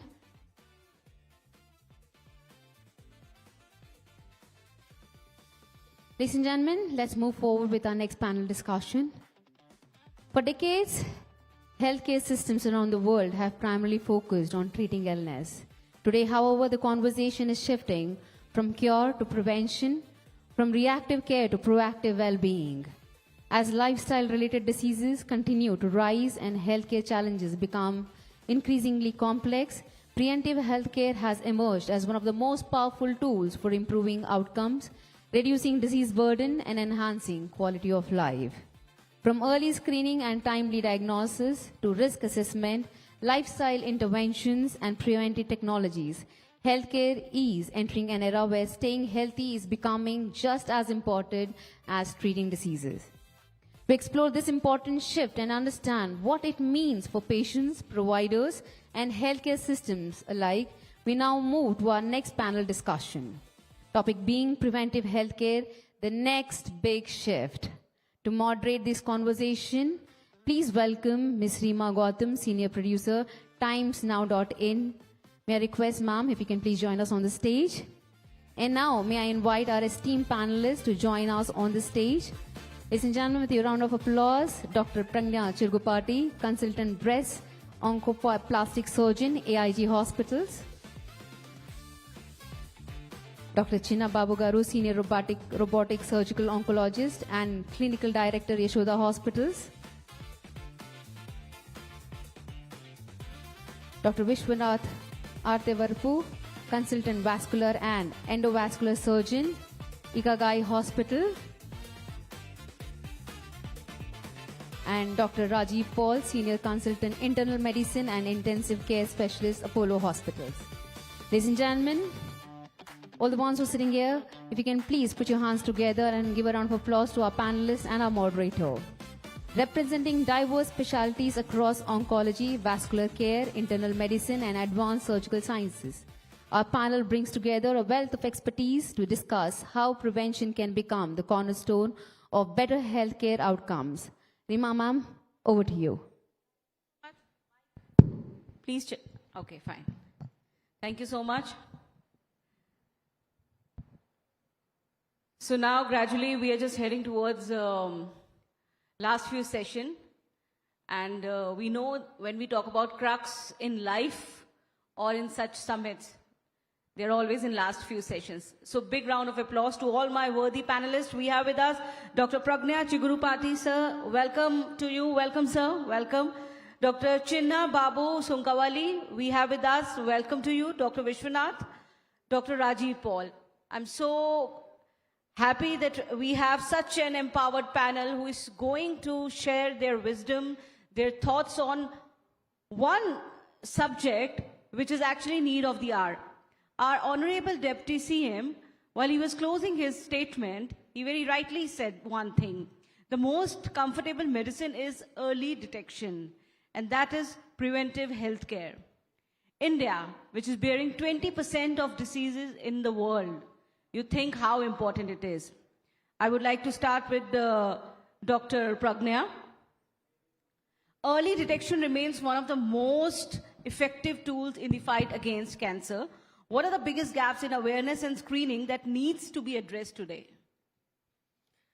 Good evening, and I'll just start off by saying two things. In India, it's not only rural India who's suffering with lack of awareness, it's also urban India. And through the foundation that I run, what I understood is that obviously it's a huge taboo talking about the word breast health, and besides that, it's also a stigma. There's obviously lack of awareness. There are lots of things that we as individuals, individual doctors have to do, as well as the government also needs to step forward and try to sort of get this stigma out in the in rural, predominantly rural India. So, but the message goes there, message reaches there. What should be done for that? What message? Oh, to get there. Yes. So there's so many things that the government can do. For example, even Dr. Chinna Babu also runs a foundation. So both of us do these things of sending mammogram buses out to rural India and then urban India. Different women, all sorts of women are screened, and if there's something, we make them aware of what has to be done. And this is from a private sector. This is an NGO, right? The government also has to be able to send these buses out. First of all, create awareness amongst all these women, and then tell them what a mammogram is, what an ultrasound is, get them done at the right time, and then make sure they follow up also. And then this is one cycle. It has to be continued because women have to be screened every year. So it has to go on even the next year and then year after year. So the government has to come up with so many different techniques. And then NGOs like ours also there should be more of them, and it should go out to different women, different kinds of women in different sectors, and then educate them besides just screening them. It's about execution and continuous follow-up as well. Absolutely. Definitely. Okay. Dr. Chinna, my question is to you, because when we talk about cancer, unfortunately, India stands at number 3 in the world. So that's the most unfortunate picture we have right now. And we see that despite advances in treatment, all the new technologies, still we are diagnosing certain kind of cancers in their much advanced stage, where treatment becomes, if I say next to impossible, won't be right, because at the end, we really don't have anything in hand. What can be done to shift the focus from treatment to prevention and, most importantly, early detection? Well, the great question. Thank you for having me here. I think, as rightly mentioned, 70% of the cancers today that we detect in this part of the world are in advanced stage. So now, what do we do to detect early? Right? I think, as Dr. Prajna has mentioned, I think raising awareness is the key. Number two is access to screening at their doorstep.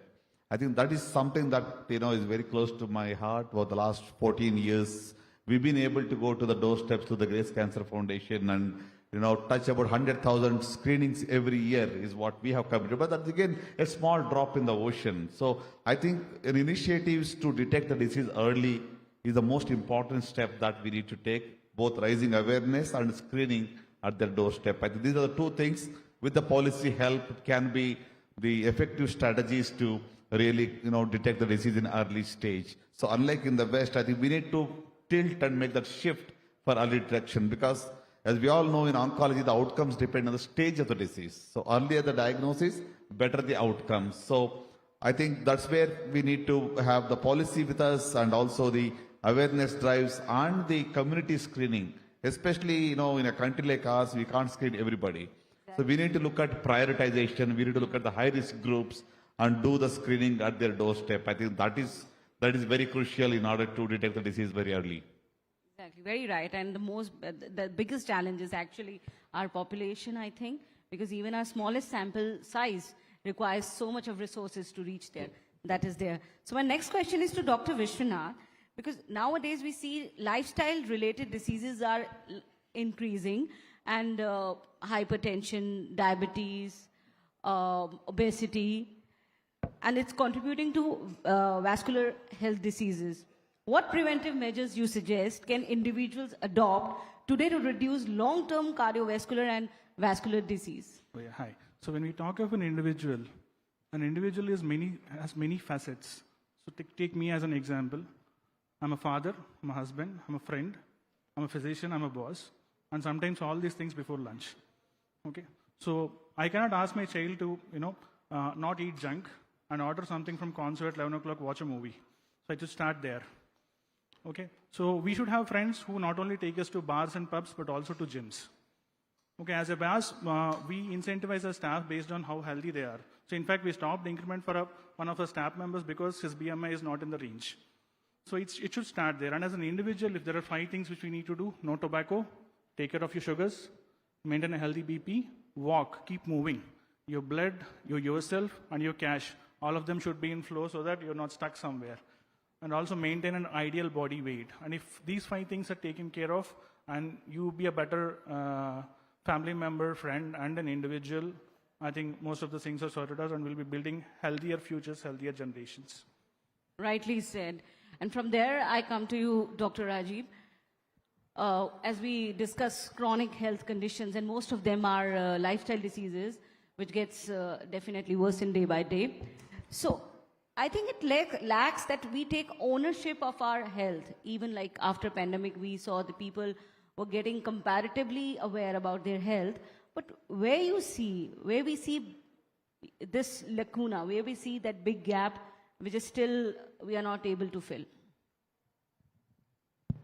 Thank you for this invitation to be the part of this panel. And the most important thing that I feel is we have to come out of the mindset that doctors are the floggers. We should not flog our patients to achieve goals. And that's most of the doctors still do. We tell them, okay, you are a diabetic, you have to reach your 6.5 or 6 HbA1c. But it is not that everyone can achieve that. It's not easy for the patient. Somebody who starts with somebody of HbA1c of 8.5, and you tell them tomorrow you start eating this diet, tomorrow you start 50 minutes of 30 minutes of exercise, and you start yoga. It doesn't happen that way.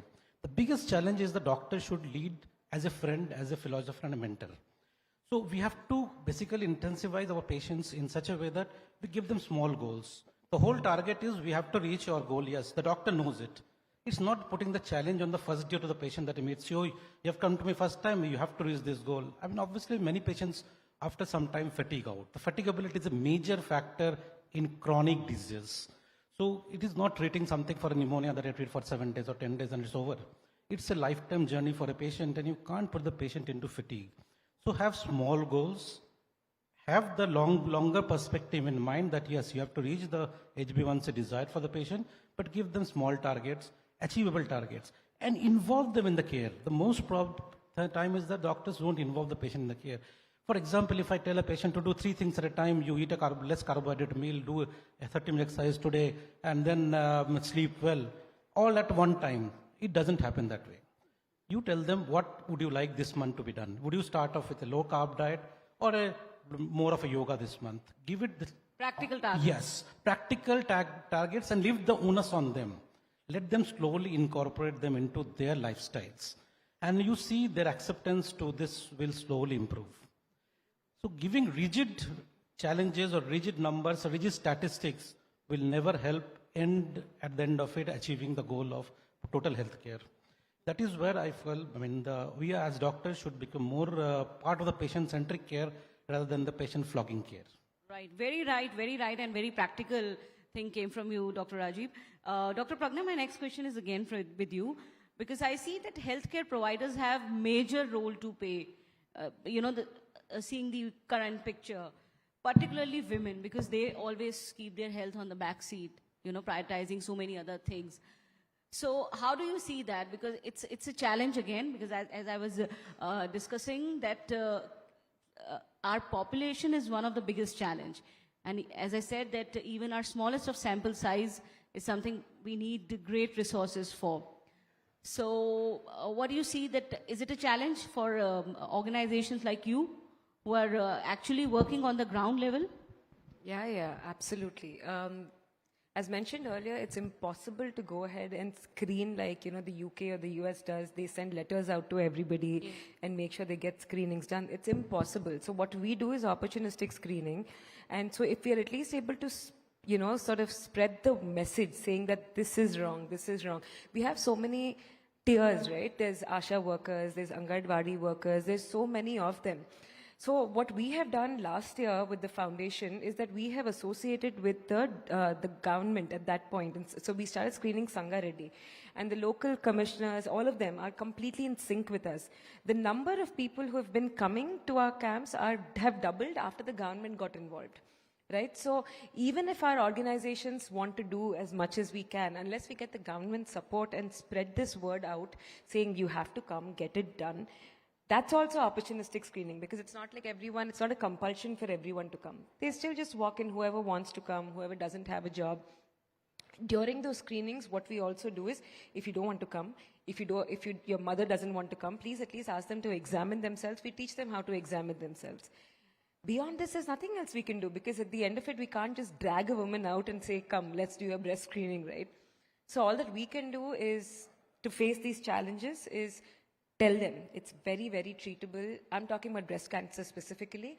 It's very treatable if it's in the early case. So please, please, please come out. And that's exactly what we're trying to do. Government support has helped us a lot, though. Because then when we talk about early detection, I think we really need to see what best options we have. So Dr. Chinna, my next question is that what role can technology, AI and predictive analysis can play?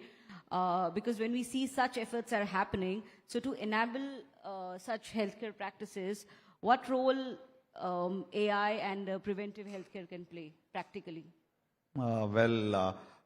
It's not yet there fully, but I foresee that eventually it will lead us to a position wherein we can detect the disease very early with the use of AI.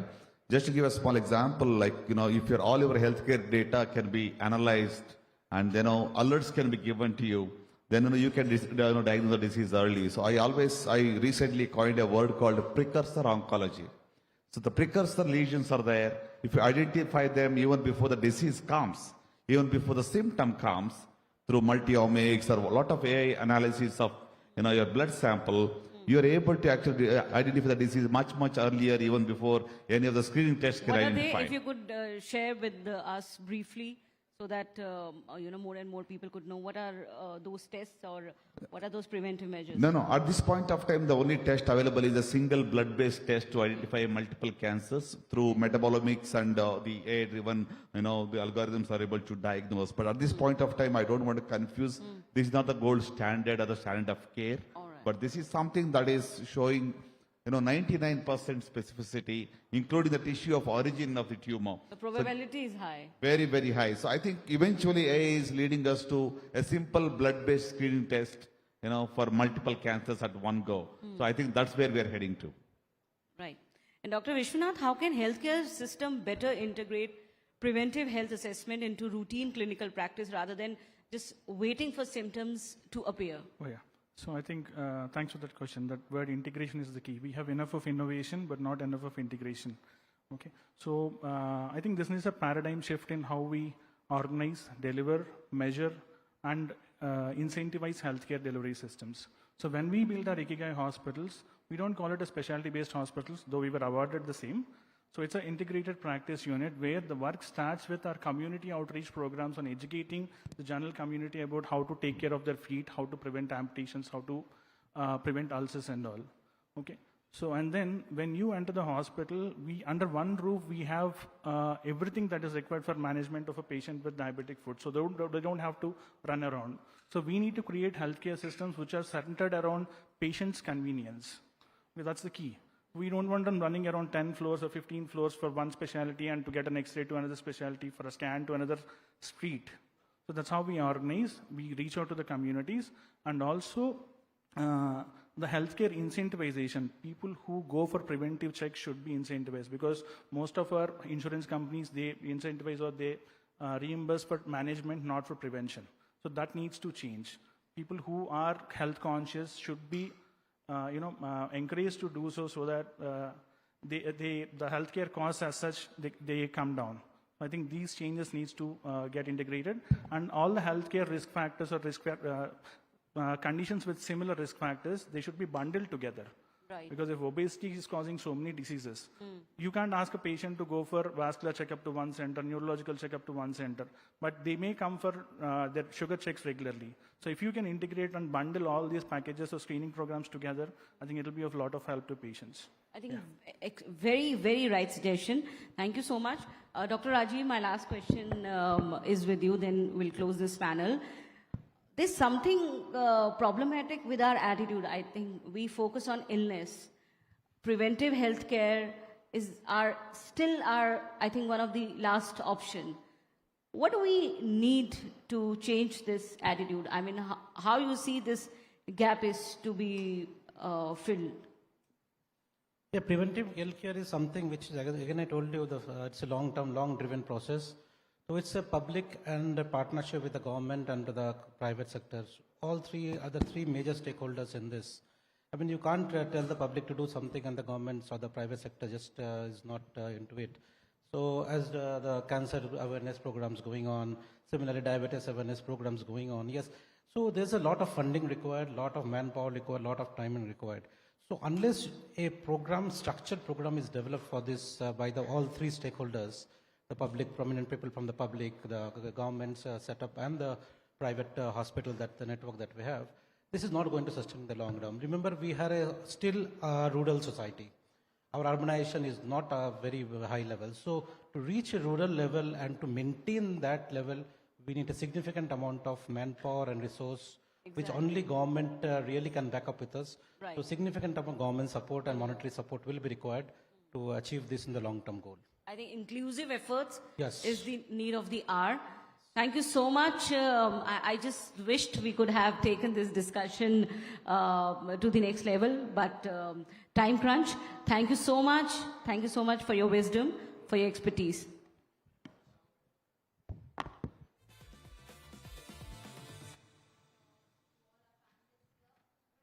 Ladies and gentlemen, if you can please give a huge round of applause to our panelists and our moderator. Rima ma'am, I would request if you can please stay back on the stage for this absolutely fascinating and eye-opening discussion. Rima ma'am, I would request if you can please present a token of appreciation to Dr. Pragnya.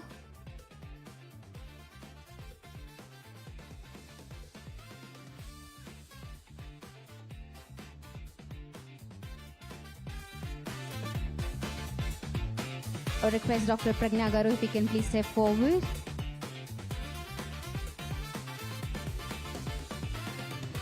Dr. Chinnababu Garu.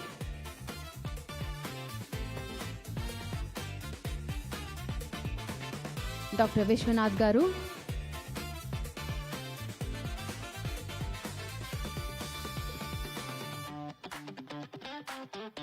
Dr. Rajiv Paul Garu.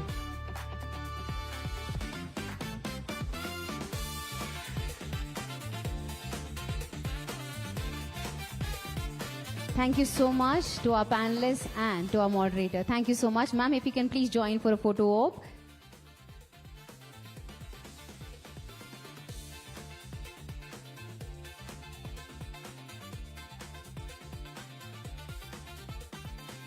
Thank you so much. So yes, ladies and gentlemen, before we start with our next session, I would like to acknowledge and thank our esteemed partners for their support.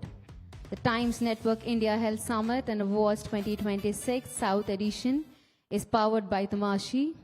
Our associate partners are Giglu and The Real God. Our real estate partner is Sumbadhura. Our knowledge partner is Voice of Health. And our automobile partner is BMW Krishna Automobile. Thank you to all our partners for helping make this platform possible. Ladies and gentlemen, moving forward with our next session, one of the greatest challenges facing healthcare systems today is ensuring that quality healthcare is not only available, but also affordable and accessible to all. As India advances towards universal healthcare goals, the conversation around affordability has become increasingly important. The convergence of insurance, innovation, technology, and healthcare delivery models is creating new opportunities to expand access while maintaining quality and improving patient outcomes. But scaling affordable healthcare requires more than innovation alone. It demands collaboration across industry, healthcare providers, policymakers, and stakeholders who are committed to making healthcare more inclusive and sustainable. To explore this critical theme, we now move to our next fireside chat, affordable healthcare at scale, insurance, innovation, and access. To moderate this conversation, may I first invite Ms. Priya Singh, anchor and producer, Times Network Digital, to kindly join me here on this stage. May I request all the ones who are in the hall, if you can please put your hands together for Ms. Priya. And now, ladies and gentlemen, it is my pleasure to welcome our distinguished speaker, Mr. Sanjay Kumar Sharma, CEO, BioDeal Pharmaceuticals. As a leader in the pharmaceutical industry, Mr. Sharma brings valuable perspectives on healthcare accessibility, innovation, affordability, and the evolving healthcare landscape in India. Ladies and gentlemen, please join me in welcoming Mr. Sanjay Kumar Sharma with a warm round of applause. We are delighted to have you, sir, here. And Priya, the stage is all yours. Thank you. Thank you so much. And once again, welcome here. Today, we all are here and we are talking about how to take care of our health. And we covered so many topics. But now, we will talk about affordable healthcare, which is very much important. Absolutely. So Mr. Sanjay Kumar Sharma is with us. So I would like to ask to you the first question, that what is the biggest challenge in making healthcare affordable in India? Okay. See, the biggest challenge, what is coming, is we are not detecting the illness at a very early stage. So, early prevention and detection of anything which happened, it reduces the burden to the end patient.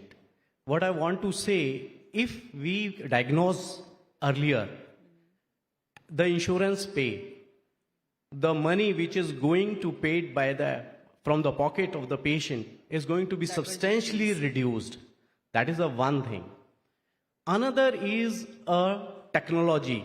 Right. See, if I will say with the 3 decades of my experience, if our manufacturing facilities are highly equipped, where in the span of 8 hours, if our manufacturing facilities deliver something and substantial, it will reduce again the cost of manufacturing medicines. So where with the age-old manufacturing units, we was manufacturing the medicine of a different standard. Now with the technology, it has been revived, revamped. Now the same medicine is costing and it is a patient friendly and easy to, end user. And if the earlier doctors was using thrice a day or every 6 hourly medicine, now once a day is sufficient. So that way that pays the role of a patient where he is spending a less. You talk about technology also. So how technology help reduce healthcare cost and improve access to everyone? So I will tell you the use of digitalization, AI, and if it will reach to the end of the patient and they are aware about the well-being to treat, what are the things which we can take as a precautionary, don't lead to the last stage of diabetes and all. So it will always help to a public, to a end customer to get a benefit from that. So early prevention is a must, and technology helps, media helps, awareness helps, well-being helps. So we are talking about technology, that how it will help to reduce the healthcare cost also. So what one step can make the biggest difference in achieving affordable for all of us? What do you think so? As you talk about early diagnosis. I will tell you, it will educate the people, educate the end customer, give them a proper information. So prevention is the cure. And how can the pharmaceuticals industry help more people access quality treatment at lower cost? That is again, I am telling the collaborations. You are sticking to one point only. No, that is what I am telling you. I will tell you, there is a... Well, this is the only thing. If that particular disease or whatever the people are going through, the person is going through, it will detect on time, then only they can save their life, their money also as well. Yeah. If you agree on this. No, I am telling you, if they are very particular with the innovation, with the technology, it definitely going to deep drive. Right. Because they will get the output as a pharma industry, as a person, what we was providing earlier, the molecules, which gives the end results. That is totally different as of now. Now there is a better molecules, the better facilities are there, and the better treatment is there. So if you could introduce one major reform to make healthcare affordable, we are talking about it, so for everyone, what would it be?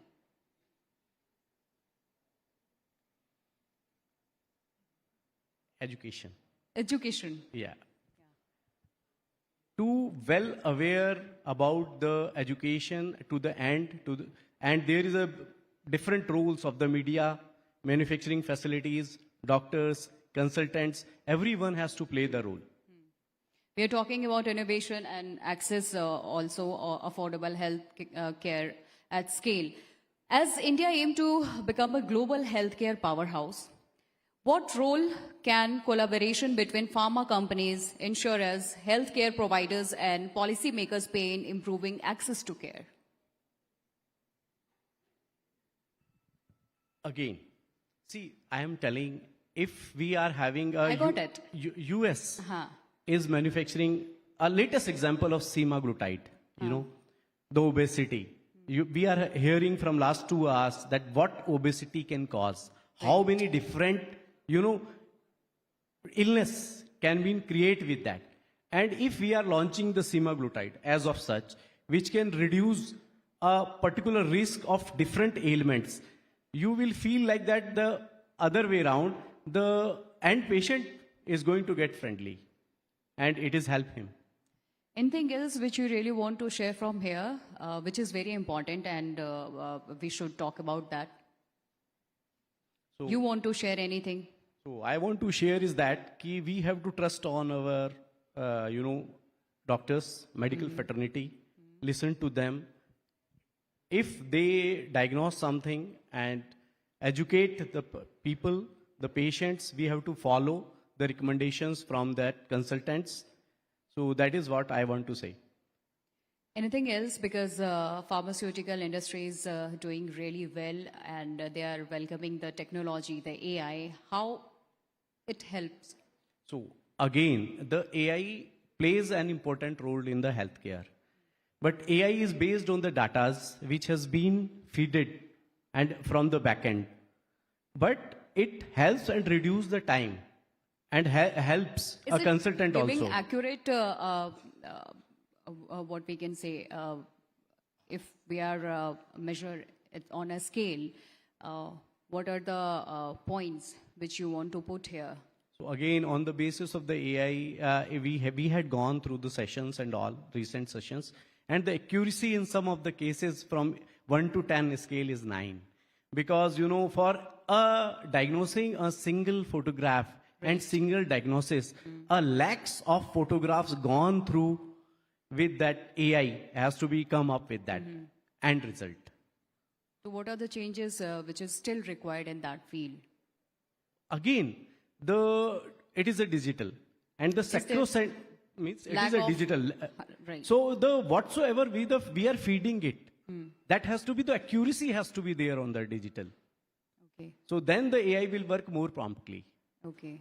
Yeah. So this is your suggestion, Yeah. that how we have to work on this. Yeah. So thank you so much for your valuable time, for coming here and Thank joining us. Thank you so much. Thank you very much. Thank you so much. Ladies and gentlemen, can we hear it, please? I would request Ms. Priya if you can present a token of appreciation.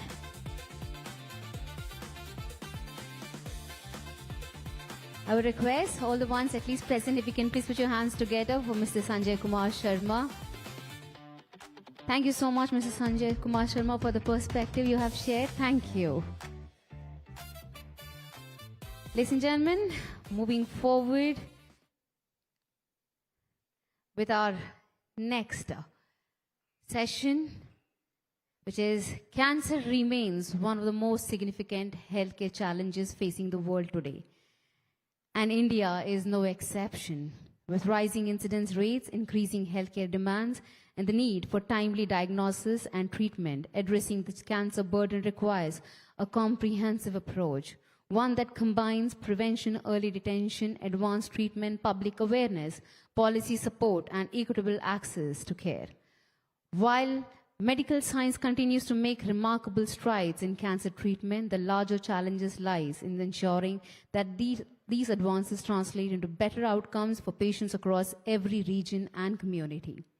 To discuss the path forward and explore actionable solutions, we now move to our next fireside chat, steps to follow towards addressing the cancer crisis in India. We have on the stage with us our moderator, Priya Singh. And now it is my distinct honor to welcome a globally respected oncologist, researcher, educator, and health care leader. Please welcome Dr. Nouri Dattatredu, Professor and Director, Cancer Center, New York, Presbyterian Hospital of Cornell University, and the advisor of governments of Andhra Pradesh and Telangana on cancer care. Okay. So, ladies and gentlemen, with decades of experience at the forefront of cancer treatment and policy, Dr. Nouri has played a pivotal role in advancing cancer care, promoting innovation, and improving access to quality treatment for patients around the world.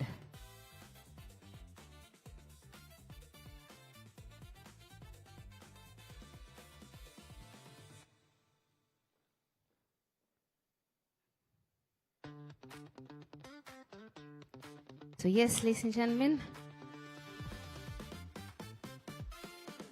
so we'll not be having this session right now, but let's move forward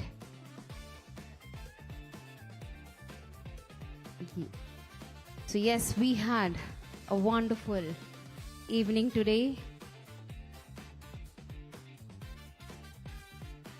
And before we move any further, I just want to take a moment to talk about this wonderful discussions which we had in the morning.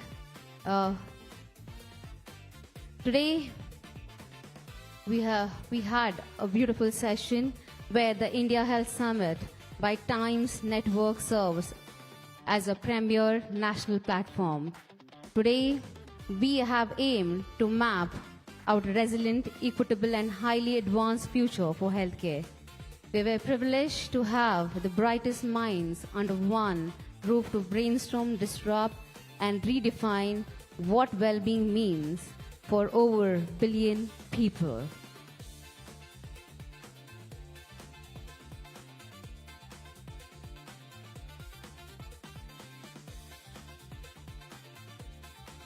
So ladies and gentlemen, as we come to the close of the Times Network India Health Summit and Awards 2026 South Edition, we reflect on a day filled with meaningful conversation, inspiring leadership, transformative ideas, and a shared commitment to shaping the future of healthcare. Throughout the summit, we have explored some of the most critical themes defining healthcare today, from innovation and artificial intelligence to preventive care, women's health, cancer care, accessibility, affordability, and the future of medical excellence. More importantly, we have heard from the leaders, policymakers, clinicians, researchers, entrepreneurs, and change makers who are driving this transformation every single day. The discussions we have had today remind us that the future of healthcare cannot be built in silos. It requires collaboration, innovation, compassion, and a collective vision to create systems that are more accessible, equitable, resilient, and patient-centric. On behalf of Times Network, I would like to extend our sincere gratitude to all our distinguished dignitaries, speakers, panelists, moderators, award recipients, partners, delegates, and members of the media for making this summit a resounding success. A special thanks to all our event partners for their valuable support. The Times Network India Health Summit's 2026 South Edition was powered by Tamashi. Our associate partners were Giglu and The Real God. Our real estate partners was Sumadhura. Our knowledge partner was Voice of Healthcare. And our automobile partner was BMW Krishna Automobile. Thank you for your partnership and contribution to this platform.